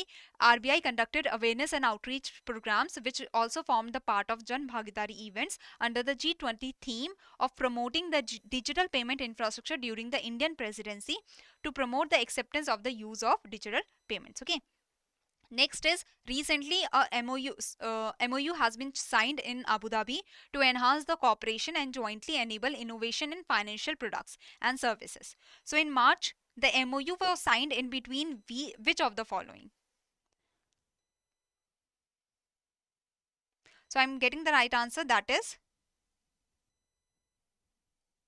D, that is Reserve Bank of India and the Central Bank of United Arab Emirates. Okay, so the MOU was signed between the Reserve Bank of India and the Central Bank of United Arab Emirates, in which they said that they will be conducting the proof of concept to see that there can be the bilateral transaction of the central bank digital currency, or the central bank digital currency can be used for the bilateral transactions between the countries. Okay. Next is Greenfield Data Center and the Enterprise Computing and Cybersecurity Training Institute.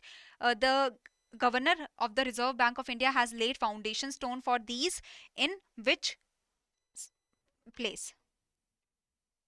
So I'm getting the answer Bhubaneswar, Odisha, and that is absolutely correct. So next is that the draft guidelines on the minimum capital requirement for the market risk under the Basel III for comments has been out. So you have to tell that which of the following statement is incorrect in regards to this.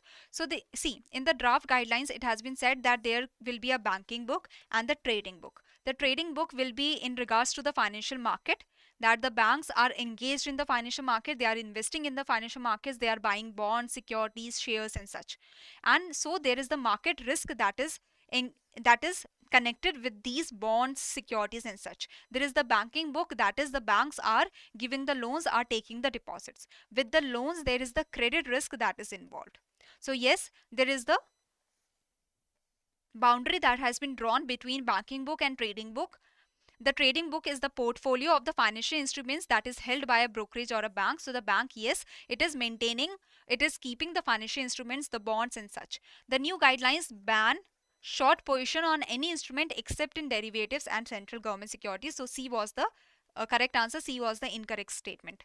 So the banking book, trading book has the market risk, and there is the general market risk. If the market is going up or down, there is the general market risk, and there is also specific risk. If you are investing in some company that is shady, so you have more risk. If you are investing in good material, good instruments, risk is less. So for the specific risk, for the general market risk, 9% of the core capital has to be kept for the specific risk, also for the general market risk also. Short position means that you are selling the stocks that you do not own. Investors do not own the stock, but they are selling it because they know that they are doing trade today, they are signing the contract today, but they have to provide the stock tomorrow, T+1. So the settlement has to happen tomorrow, and that's why they are selling today, they are trading today, they are signing the contract today, and they have to provide the stock tomorrow. So today only they will also buy, because they know that today the price is going to go down. So when the price go down, they are going to buy the stock and they are going to settle tomorrow. Okay, when they have made contract, they have to follow the contract. Okay, so even if the price is not going down, then also they have to buy the stock share or something and has to sell tomorrow, has to provide tomorrow. Okay, so they can also make loss, but usually investors who sell short believe that the price of the stock is going to go down, and when the price drops, we are going to buy this stock and we are going to sell it tomorrow when we are going to make profit. We have already signed the contract today. Next question is regarding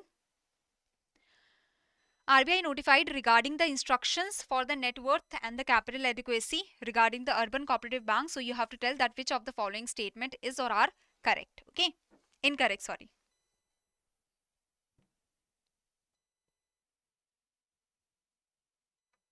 So it has been decided to adopt a 4-tiered regulatory framework. That is correct. For the urban cooperative banks, 4 tiers regulatory framework has been adopted. Tier 1 UCBs that are operating in a single district, they shall have a minimum net worth of 2 crore. Correct. Tier 2, Tier 3 UCBs have to maintain have to have the minimum net worth of rupees 5 crore. So yes, the third statement is wrong. Tier 2 UCBs, they have to maintain the CRAR of 12%. So that is correct. So tier 1 UCBs that are operating in single district have to maintain the net worth of rupees 2 crore. All the other UCBs, that is the tier 1 UCBs that are present in more than one district as well as 2, 3, 4 tiers, they have to maintain minimum net worth of rupees 5 crore. And this is how the tiers are divided on the basis of the deposit size. They have been given the timeline till 2026 that they have to achieve the net worth by 2026. 50% have to be achieved by 2026, and 100% has to be achieved by 2028. So the timeline has been given till 2028. 50% of the net worth by 2026, 100% of the net worth by 2028. So the CRAR for the tier 1 urban cooperative banks, they have to maintain the minimum CRAR of what percentage? So here it is 9%. So the tier 1 UCBs have to maintain the minimum CRAR, capital to risk weighted asset ratio. So they have to maintain the capital as a proportion of the risk weighted assets. So assets are the loans that the banks has given. So there are different risks that is attached with the different loans, and so the capital has to be maintained by the banks against their risk weighted assets. So tier 1 UCBs have to maintain 9% of the capital. Okay. Tier 2 to tier 4 UCBs have to maintain 12% of the CRAR. Okay. And see, before all the urban cooperative banks had to maintain 9%.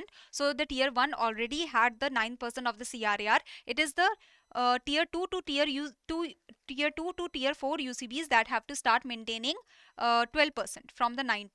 So they have been given a path. They have been given a phased manner in which they can achieve this 12% of the CRAR. Okay. Next question is regarding the Reserve Bank of India Digital Payment Index. Try to give the right answer of this one.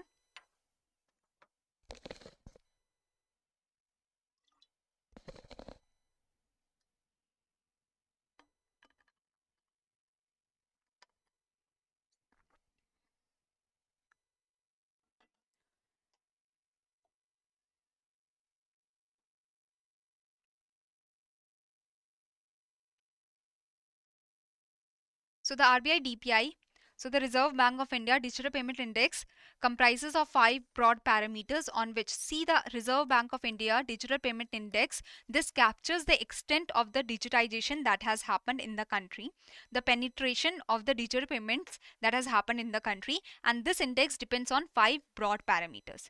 The base year for this index is March 2018.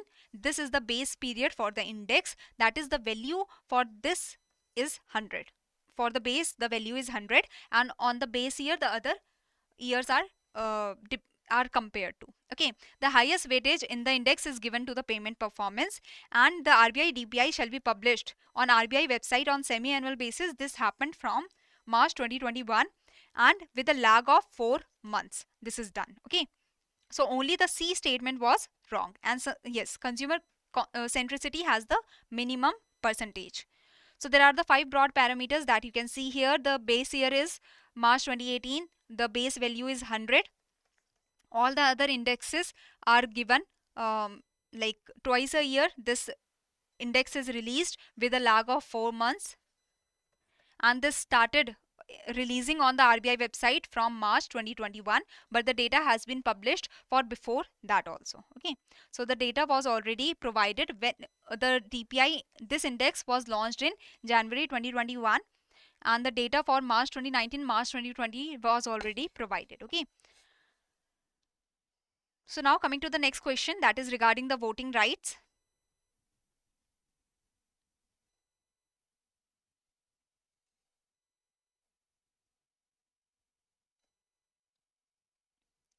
So as per the, so it has been said by the Reserve Bank of India that there should be the diversified holding of the bank's share. The banks ownership or the memo that only 3% you can have. So as per the guidelines, if you are the promoter that you have established the bank, then after the completion of 15 years, you can only hold 26% of the share capital or voting rights in the bank. Okay, so RBI said that there should be the well diversified holding of the banks. Shareholding of the banks should be well diversified, and if you want to have the major shareholding, that means if you want to have the holding of 5% or more than that, then you have to take the permission of the Reserve Bank of India. For the non-promoters, that are the individuals or the individuals that own some financial institution or the financial institution that is connected with the large industrial houses, for those only 10% of the shares they can hold of the bank.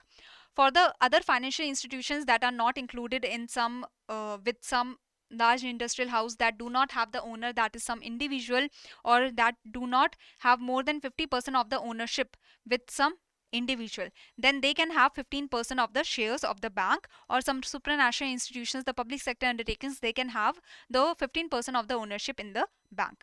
Promoters, they, after 15 years of the completion of the ownership, then they of the business, then they have to decrease their share to only 26% of the shares.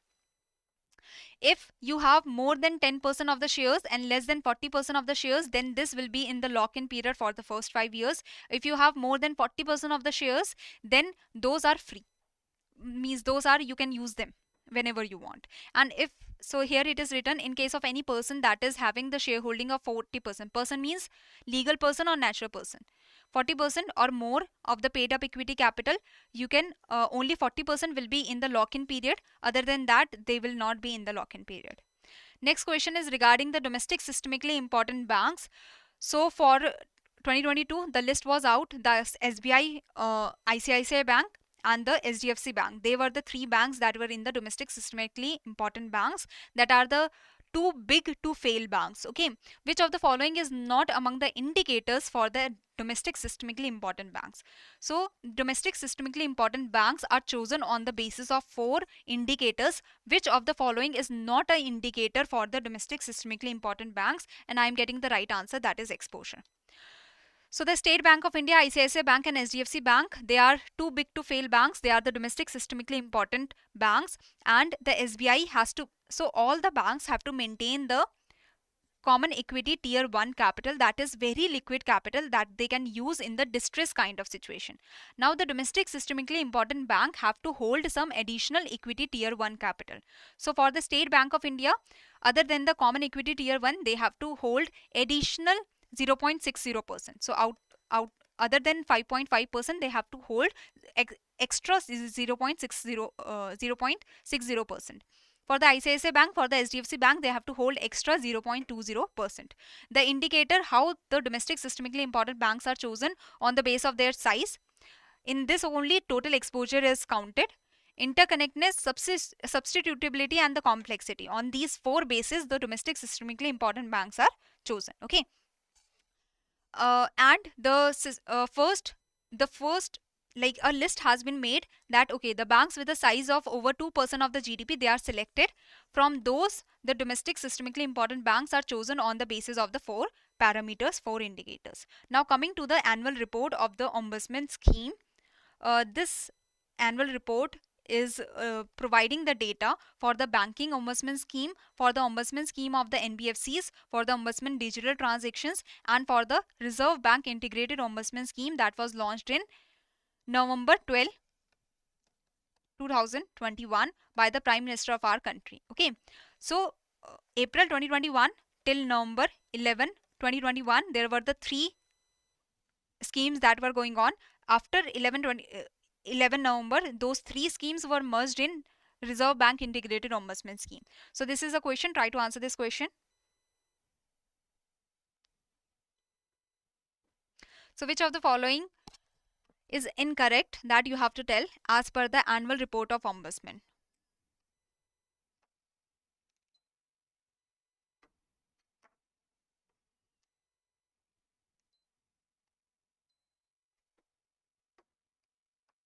So I'm getting the answer E. Okay, that is correct. So the ambit of Reserve Bank integrated ombudsman Scheme 2021, this was extended to include the non-scheduled urban cooperative banks with deposit size of 50 crore and above. So in the Reserve Bank Integrated Ombudsman Scheme, there was the ombudsman scheme for bank, there was the integrated ombudsman, there was the ombudsman scheme for NBFCs. So NBFCs were also included in this. Now the non-scheduled urban cooperative banks are also included that have the deposit of more than 50 crore, 50 crore or more than that. The CRPC, that is the Centralized Receipt and Processing Center, that collects all the complaints and that do the first hand seeing or that tax center in 10 regional languages plus Hindi and English. Okay. So here the first and second were the wrong statements and the third is correct statement. So the CMS portal, the CP Grams, through this you can lodge your complaint. CMS is the complaint management system of the Reserve Bank of India that is present in the RBI website. The centralized public grievance redressal and monitoring system, this is the system of the Government of India. Next question is regarding the annual report, the data that has been given by the annual report.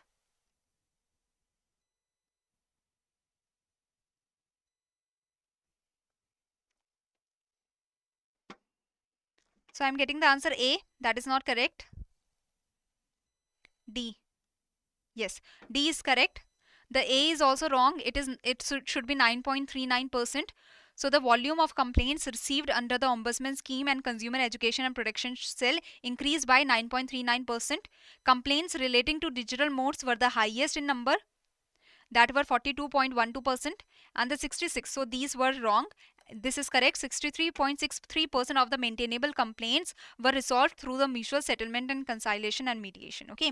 So these are the data points that you need to understand and remember. Only the percentages are important that you can read. Okay. Next is way forward. So you can read it. I have already explained you this a lot of times that review of the guidelines, strengthening of grievance redressal framework has to happen. Extension of RBI integrated ombudsman scheme, it has to be extended. Enhancing the efficiency and the ease of using the CMS portal of the Reserve Bank of India, upgrading and expanding the contact center so that people are able to get more and more information. Coming to the next question, that is recently the classification of the urban cooperative banks has happened in 4 years.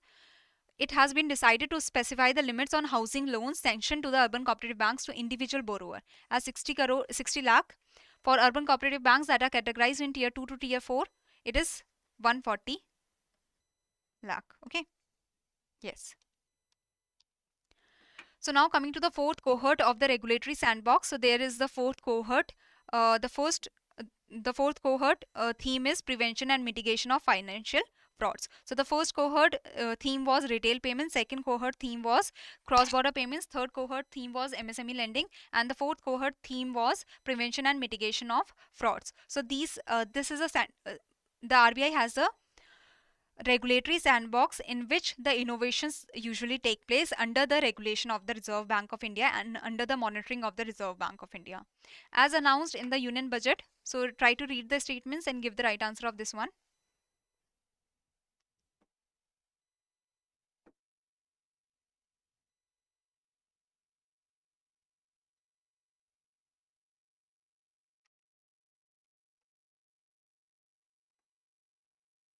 Yes. So here it should be 5%.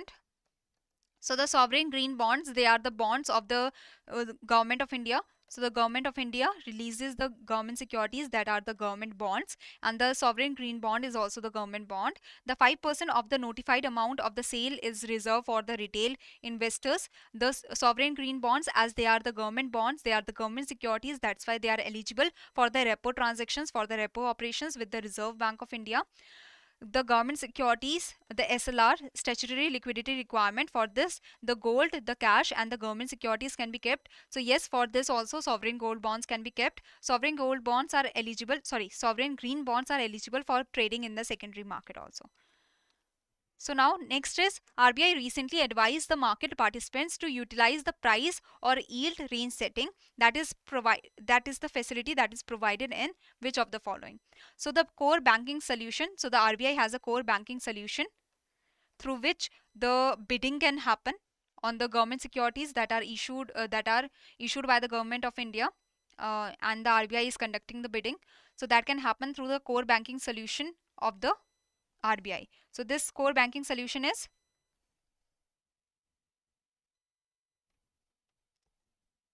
So yes, it is eKuber.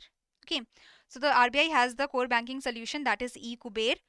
This is the platform of the Reserve Bank of India through which the bidding can happen. And instead of giving a number, when you are giving a number, there can be a fat finger or big figure error. That is the, you are putting 10,000 and here extra zero is also added, so it becomes 1 lakh. So instead of this kind of error, what can happen, that you can utilize the range setting criteria of the eKuber platform. So these mistakes will not happen. So RBI has said that you should use that. Now coming to the next question, that is regarding the recently RBI conducted the Financial Literacy Week 2023 from February 13 to 17, 2023. So the theme you have to tell, as well as since when the RBI has been conducting the Financial Literacy Week, that you have to tell. So here I'm getting the answer D, that is correct. So the RBI has been conducting the Financial Literacy Week since 2016, and the theme of this Financial Literacy Week was Good Financial Behavior, Your Savior. Okay. That is focus on creating the awareness. RBI focused on creating the awareness about savings, planning, the good financial behavior that can be the savior for the people.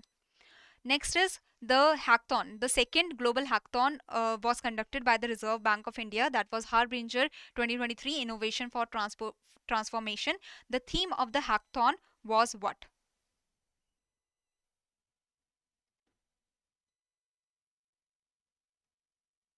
Yes, I'm getting the answer C, that is correct. So the theme of the hackathon was inclusive digital services. Okay. Next question is regarding the UPI that was provided for the foreign nationals and the NRIs. So you have to tell that which of the following is incorrect. Which of the following statement is incorrect?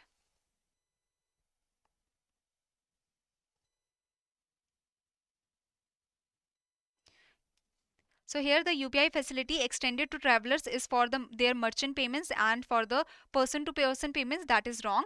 It is only for the merchant payments. So the UPI facility has been provided to the foreign nationals when they are coming to our country, so that they can have the wallets, they can have the prepaid wallets, or they can have the prepaid instruments, that is the wallets, that they can scan the UPI ID and they can pay through their prepaid wallets. Okay.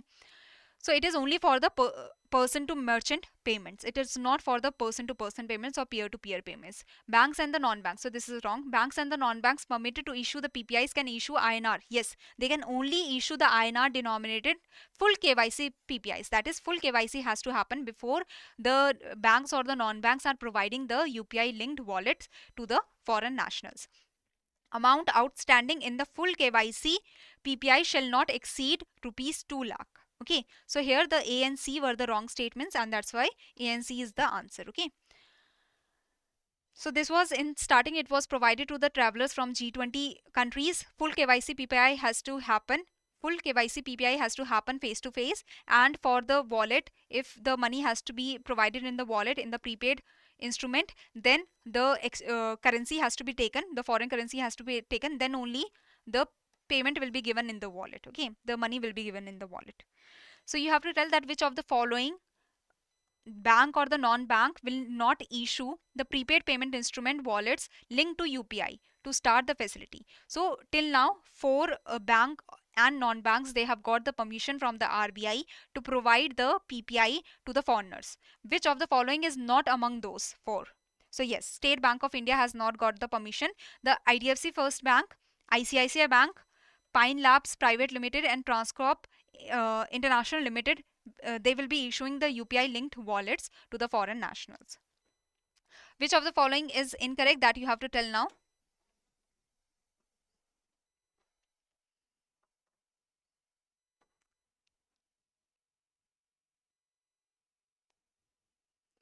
So the government securities before the borrowing, the government securities before the buying and the selling used to happen in the government securities. Now it has been allowed that over the counter government securities lending will also be possible. So if the lending has to happen, that can only happen for the central government securities, excluding the treasury bills and the so only the central government securities, that are the long term securities or the dated securities, they can only be provided for the lending and the borrowing. But the collateral can be provided in the form of the central government long term securities, including even the treasury bills, that are the short term securities of the government, and even the state governments securities are eligible for placing as the collateral under the government securities lending transaction. All government security lending transactions shall be on delivery versus delivery basis. You are giving me the lending, I am giving you the collateral. You are giving back my collateral, I am giving back your lended security with the fees that I had to give. GSL transactions shall settle through the Clearing Corporation of India or any other central counterparty that is approved by the Reserve Bank of India. Okay. So here only B statement was incorrect. And you can see that the eligible securities for the lending are only the central government securities, that are excluding treasury bills. For the collateral, central government securities including treasury bills and state government securities are allowed to be placed as the collateral. Okay.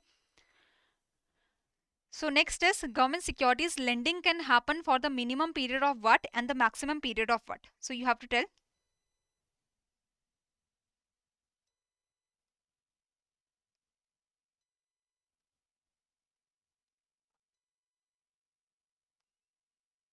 So I'm getting the answer C, that is correct. For the minimum period of 1 day and for the maximum period of 90 days, the government securities lending is possible. Okay. Next is the UPI Pay Now linkage has happened. Which of the following is incorrect regarding this?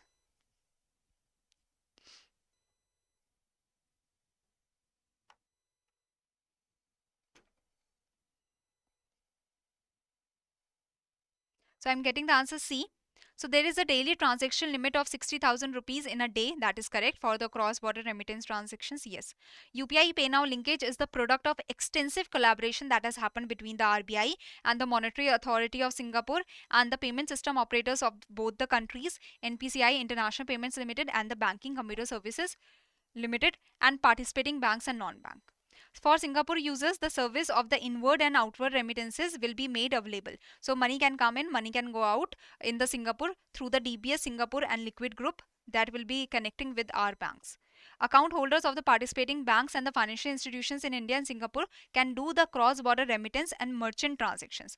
So with the UPI Pay Now linkage, only the cross-border remittances can happen. The merchant transactions cannot happen, or the merchant payments cannot happen. Okay, so through the UPI Pay Now linkage, only the person-to-person transfers can happen. The merchant transactions cannot happen. Got the point? So that's why the D was the wrong statement. So the UPI Pay Now linkage will enable the users of the two fast payments in either country to make convenient, safe, instant, cost-effective cross-border fund transfers using their respective mobile app. It is only for the remittance transfer. It is only for the remittances feature. Okay.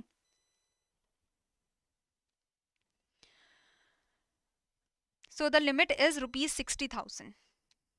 Now coming to the next question, the UPI Pay Now linkage transactions only P2P remittances towards the purpose of maintenance of relatives abroad and gift under the dash are allowed.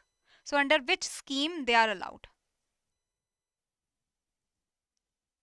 Yes, under the liberalized remittance scheme, the remittances can be sent out. So liberalized remittance scheme, I hope you have understood the scheme very well. It is the liberalized remittance scheme is for the outward remittances for the fund to be sent out. Resident individuals, anyone, adults, minors, they can send the money up to the limit of $250,000 per financial year. It was introduced on February 4, 2004. So the next is the Utkarsh 2.0. So one thing is that the Singapore is the first country with which we have done this cross-border person-to-person payment facility that has been launched. With the Monetary Authority of Singapore and the Thailand, they both had come together. They had linked their payment system, real-time payment system. But India is the first one that has linked its payment system with the other country based on the feature of the cloud infrastructure and the participation of the non-bank financial institutions. Okay. Next is Utkarsh 2.0. I am getting the answer C, that is correct. Utkarsh 2.0 is the medium-term strategy framework that provides the strategy to the Reserve Bank of India, and it is for the medium term, that is for Utkarsh 2.0 is for the period of 2023-25. Okay. There are 6 visions that have been provided in this Utkarsh 2.0. Try to give the right answer of this one.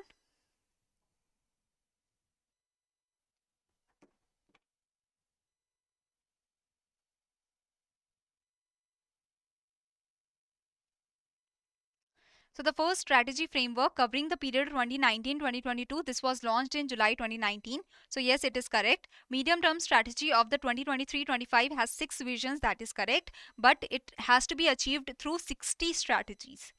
Values of RBI. The values that have been specified by the RBI in the medium term framework are the public interest, that has to be maintained, integrity and independence of the RBI has to be maintained, responsiveness and innovation that the RBI is working for, diversity and inclusiveness in the RBI, and introspection and pursuit of excellence. So these are the 5 values that the RBI has to maintain. Okay. Reserve Bank of India attaches high importance to its medium term strategy and monitors its implementation through the subcommittee of its central board. That is also correct. So only wrong statement was the B, that is 60 strategies has to be maintained, not 50. Okay. So the 5 values we have discussed about, these are the 5 values that the RBI has to maintain. The core purpose of the RBI is to foster the monetary and financial stability. Okay, there should be monetary and financial stability that is conducive to the growth environment and to ensure the development of the efficient and inclusive financial system. The mission of the RBI is the well-being of the people of India in terms of the price and financial stability, fair and universal access of the financial services, robust, dynamic and responsive financial intermediation infrastructure. Okay, that is the banks and the non-banks, that infrastructure should be provided. So you have to tell that which one of the following is not among the 6 visions of the medium term strategy. So for Utkarsh 2.0, which one of the following is not one of the visions that you have to tell? So there are the 6 visions. The first is talking about the functions that you have to remember, the excellence in the performance of the functions. Second is talking about the trust of the citizens and the institutions. The third is talking about the national and the global role of the RBI. The fourth is talking about the transparent, accountable and ethics driven internal governance. And the fifth of vision of the RBI is talking about the environmental friendly best physical and digital infrastructure, and the sixth is talking about the skilled and human resource for the RBI. So these are the 6 visions, and E was not the vision, it was actually the value of the Reserve Bank of India. So there are going to be the 60 strategy. The highest strategy are provided for the achievement of the vision 1 and vision 3. On this vision, sorry for this.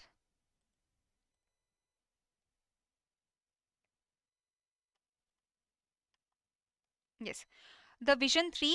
So this vision, the report of the interdepartmental group on the internationalization of INR, the vision 3, on the vision 3 that report was based on.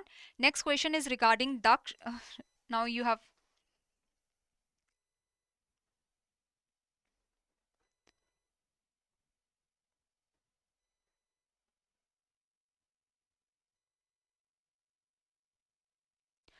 so RBI decided to migrate the fraud reporting module, the Central Payments Fraud Information Registry, to Daksh.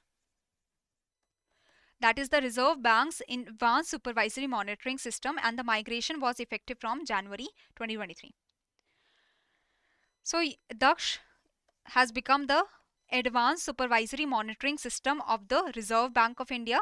Before, the frauds were uh, registered in the Central Payments Fraud Information Registry. This was launched in March 2020, but it was said that the advanced supervisory monitoring system has been launched. So the migration of the Central Payments Fraud Registry, the data should be migrated to Daksh, that is from January 1, 2023, which is Daksh is providing various facilities: bulk upload facility, online screen based reporting, option for requesting additional information. There is much data that can be provided, or there is much facilities that has been provided by Daksh, which is the advanced supervisory monitoring system of the Reserve Bank of India. Okay. The next question, now from here we will discuss about the financial stability report and the annual report. So first is financial stability report. If there is any confusion till now, you can ask.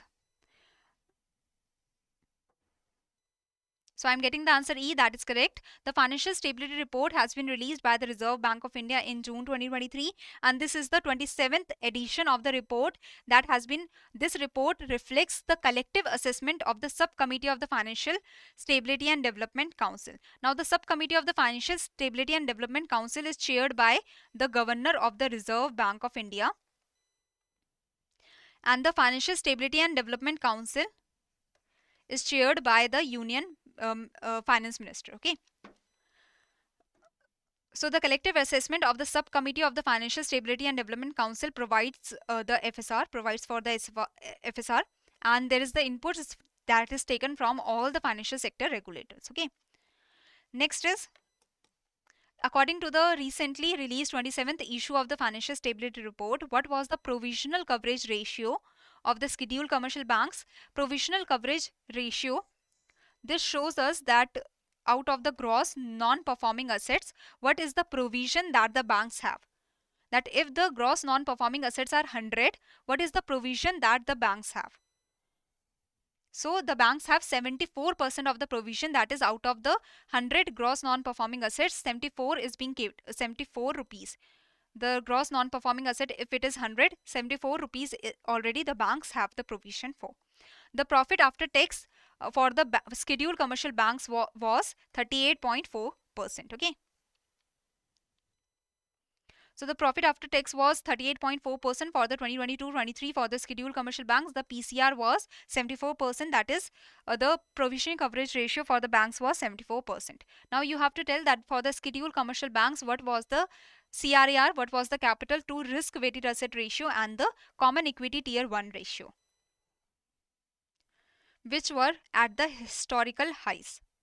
So the data was 17. So the CRAR was 17.1% and the CET1 was 13.9% for the scheduled commercial banks. Okay. Yes, the E was the correct answer. So here the gross non-performing asset was at a 10-year low at 3.9%. The net non-performing asset was 1%. The CRAR for the scheduled commercial banks was 17.1%. The CET1 was 13.9%. And the credit growth during the 2022-23 was 15.4%. Okay. The macro stress test for credit risk projects. So there were the macro stress tests that were done by the Reserve Bank of India, that in the next year till March 2024, if there is the normal situation, if there is the baseline situation, then what will be the capital buffer with the banks, what will be the CRAR with the banks? In the medium stress situation, what will be the CRAR with the banks? In the severe stress situation, what will be the CRAR with the banks? Okay, so in the baseline situation, the CRAR will be with the banks will be 16.1%. In the medium stress situation for the coming year, the CRAR with the banks is expected to be 14.7%. In the severe stress situation also, the banks will have 13.3% of the CRAR. So that is, the banks have to keep 11.5% of the CRAR. So the CRAR has to be kept 9% plus 2.5% of the capital conservation buffer has to be kept, that is, buffer has to be kept of 2.5%. So in total, the capital buffer, the CRAR of 11.5% the banks have to keep. So even in the severe stress situation, the banks are going to have more than that. So that is good for our country. Okay. So here you can see that 11% is what we require, but we are going to have even more than that even in the severe stress situation. So the International Monetary Fund in its April 2023 projection expects the global growth to slow down further in 2022 and bottom out at dash in 2023.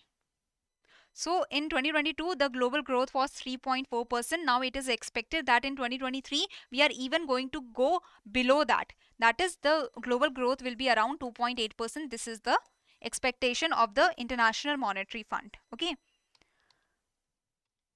So these are the other expectations of the World Bank and OECD also. Next is, according to the recently released 27th issue of FSR, the solvency ratio that the insurance companies have to maintain, that shows the ability of the insurance companies to meet their obligations.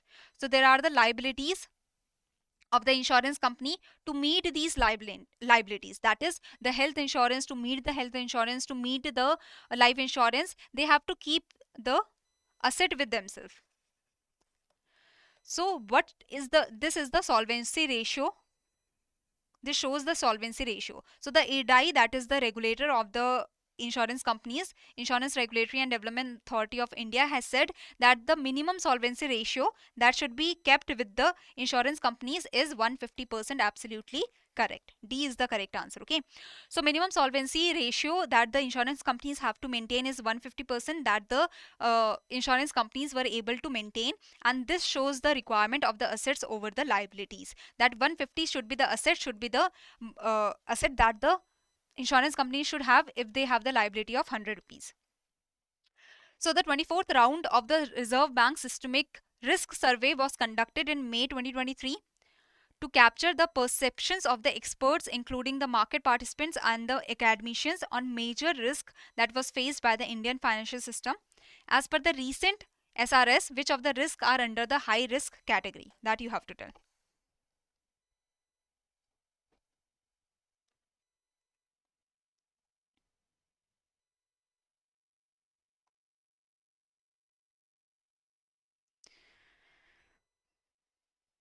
So there are the global risk that the Indian financial system has to face. There are the macroeconomic risk, financial market risk, and the institutional risk. So the global risk is actually in the high risk category. Okay. So it is only the global risk that is in the high risk category. Otherwise, all the other risks are in the medium risk category.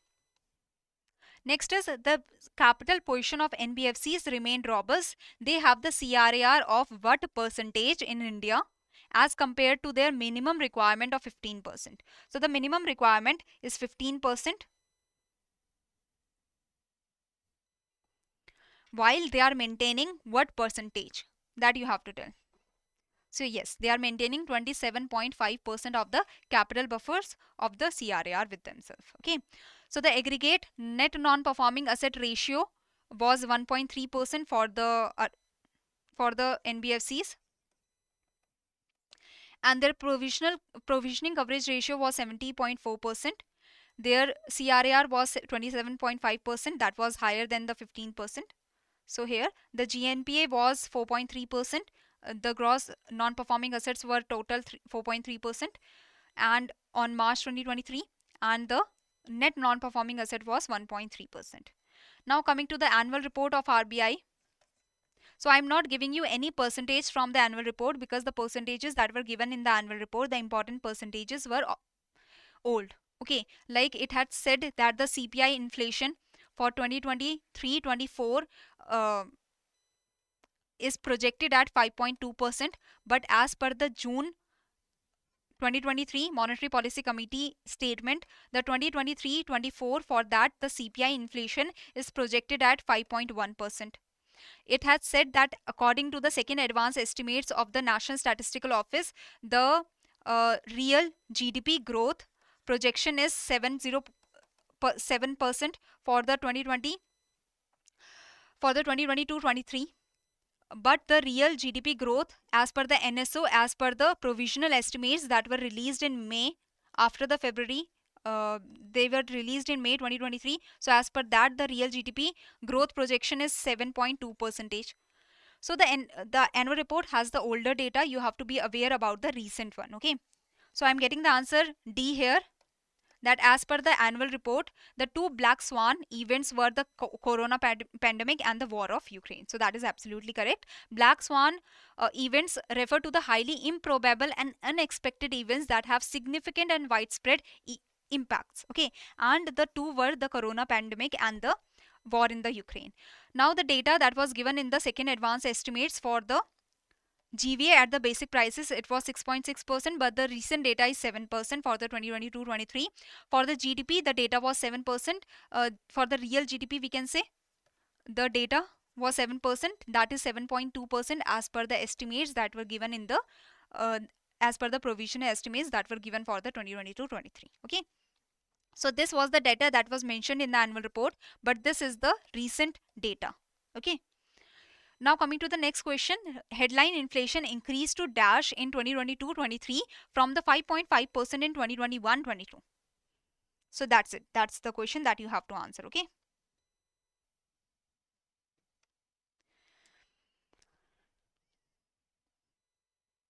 So I'm getting the answer C, that is 6.7%. So that is correct.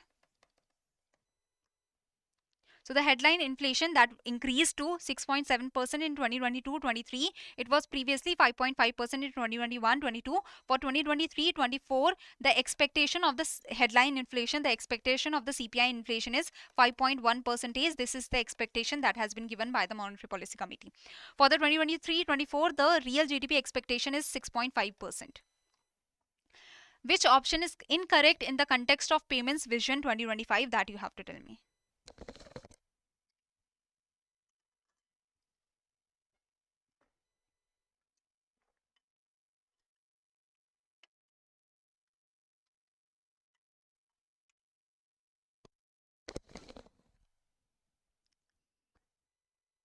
Okay, I'm getting the answer C. That is not correct. C is not correct.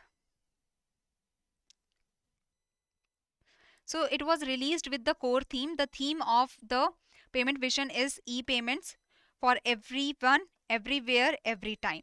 And there are, yes, Pushpendra has given the right answer. That is why it is A. Who can tell me? Okay, you have understood that it is A, but why? Why the answer is A? The last vision period was 2019-2021. That was also correct.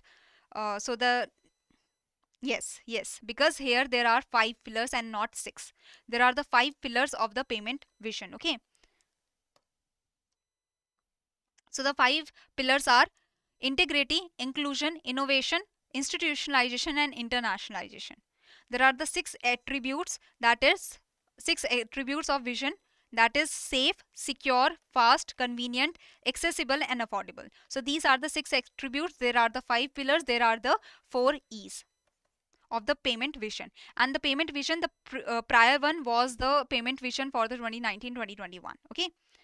Next is consider the following statements and tell me that which one of the following statement is incorrect. That you have to tell. Okay.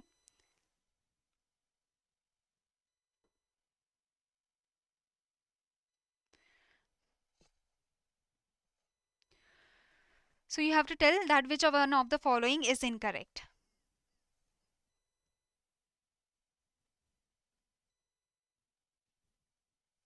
So the implementation period of the NSFI, that is the National Strategy for Financial Inclusion, is 2019-2024. This is correct. The implementation period for the NSFE is 2020-2025, correct. The composite financial. So what is the, yes, Nilesh has given the right answer. That is, it is B. It is third statement, that is incorrect because here it should be 2021. So the Composite Financial Inclusion Index, this was constructed and published for the first time on August 2021. Okay. So yes, the answer is only 3. The first and the second statement are correct. The National Strategy for Financial Inclusion is for the 2019-2024. The NSFE is 2020-2025. The Financial Inclusion Index was published for the first time on August 2021. As per the annual report of RBI, India has remained among the fastest growing major economies of the world, contributing more than -% to the global growth on average during the last 5 years. This data you can use in your answer writing. Okay. So here I am getting the answer B. That is absolutely correct. It is 12%.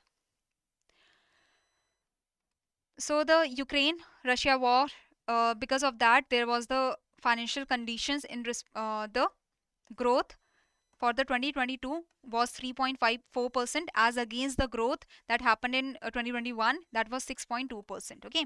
So the global growth has declined to a great extent. As per the annual report of RBI, global trade volume growth projected by the WTO, World Trade Organization, to decelerate. That is, it is going to decrease from 2.7% that was in 2022 to what percentage in 2021. So it is going to decrease to what? That you have to tell. So yes, it is going to decrease to 1.7%. So with global trade volume growth projected by the WTO to decelerate, to decrease from 2.7% to 1.7%. Okay, so this is the data. So this was the last question for today. Okay, I have already taken another marathon that happened on 14th July. Okay, so that's why you have got the two RBI notifications marathon. One happened on 14th July, and this is the marathon that happened in 27th July. So I hope you have seen that marathon also. There also we did 100 questions. Today I tried to bring some new questions, some different questions. So thank you very much, everyone. There is two notifications that is left. So here, the real GDP, the survey of professional forecasters happened, and the professional forecasters, they provided some data regarding the, so there were the professional forecasters, that 39 panelists that provided their estimates that the real GDP growth for the 2023-24 is going to be 6%, and for 2024-25 is going to be 6.4%. The annual headline inflation is going to be 5% for 23-24 and 4.9% for 24-25. Okay, there was the data that was released for India's international March 2023. So the share of debt liabilities in total external liabilities. So the share of debt liabilities in the total external liabilities. External liabilities means we have to give the money, the profit that the foreigners are earning on the bond, on the shares, on the stocks, on the equity. So all the liability, that is the money that we have to give. Out of that, the debt share is 50.2% in March 2023. Okay, so this was all the notifications that were important. Now Renu Gathan is asking the scheduled commercial bank deposits percentage. It has been given in the financial stability report as 10% for the 2022-23. So that is what I will recommend you to remember. Okay, so thank you everyone. Do tell me in the comment section that how much marks you have got, if you have the vague idea, and if there is any trouble, any confusion, you can tell me in the comment section below. And thank you very much for coming and attending the session. All the very best for the examination. The examination is just around the corner, and I wish you all the very, very best. Okay, just give your best. That is all what you can do for now. Okay, have a now. Like if you have any query, you can also mail us here, or you can contact us through this number. All the very best for the examination. If you have any query regarding anything, I'm here for you for next 2-3 minutes, so you can share with me your queries. No, so this is going to be my last class. Of course, like on 20th, there is going to be the examination. So we do not want to hold you up. Now you should prepare yourself, just relax and have confidence on yourself. Okay.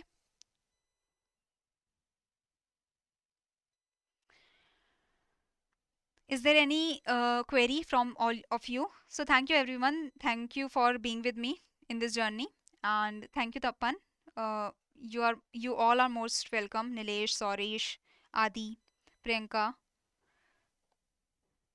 Renu Ganthan. Maybe I'm taking your name wrong. I know.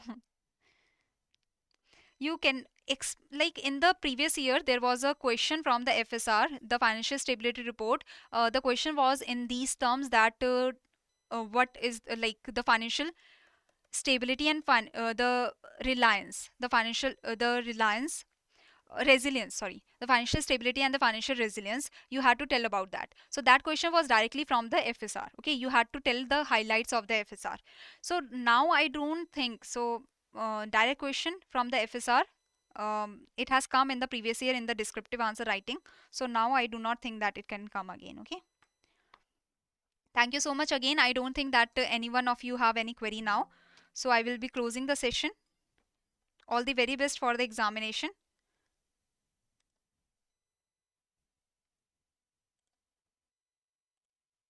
Thank you everyone.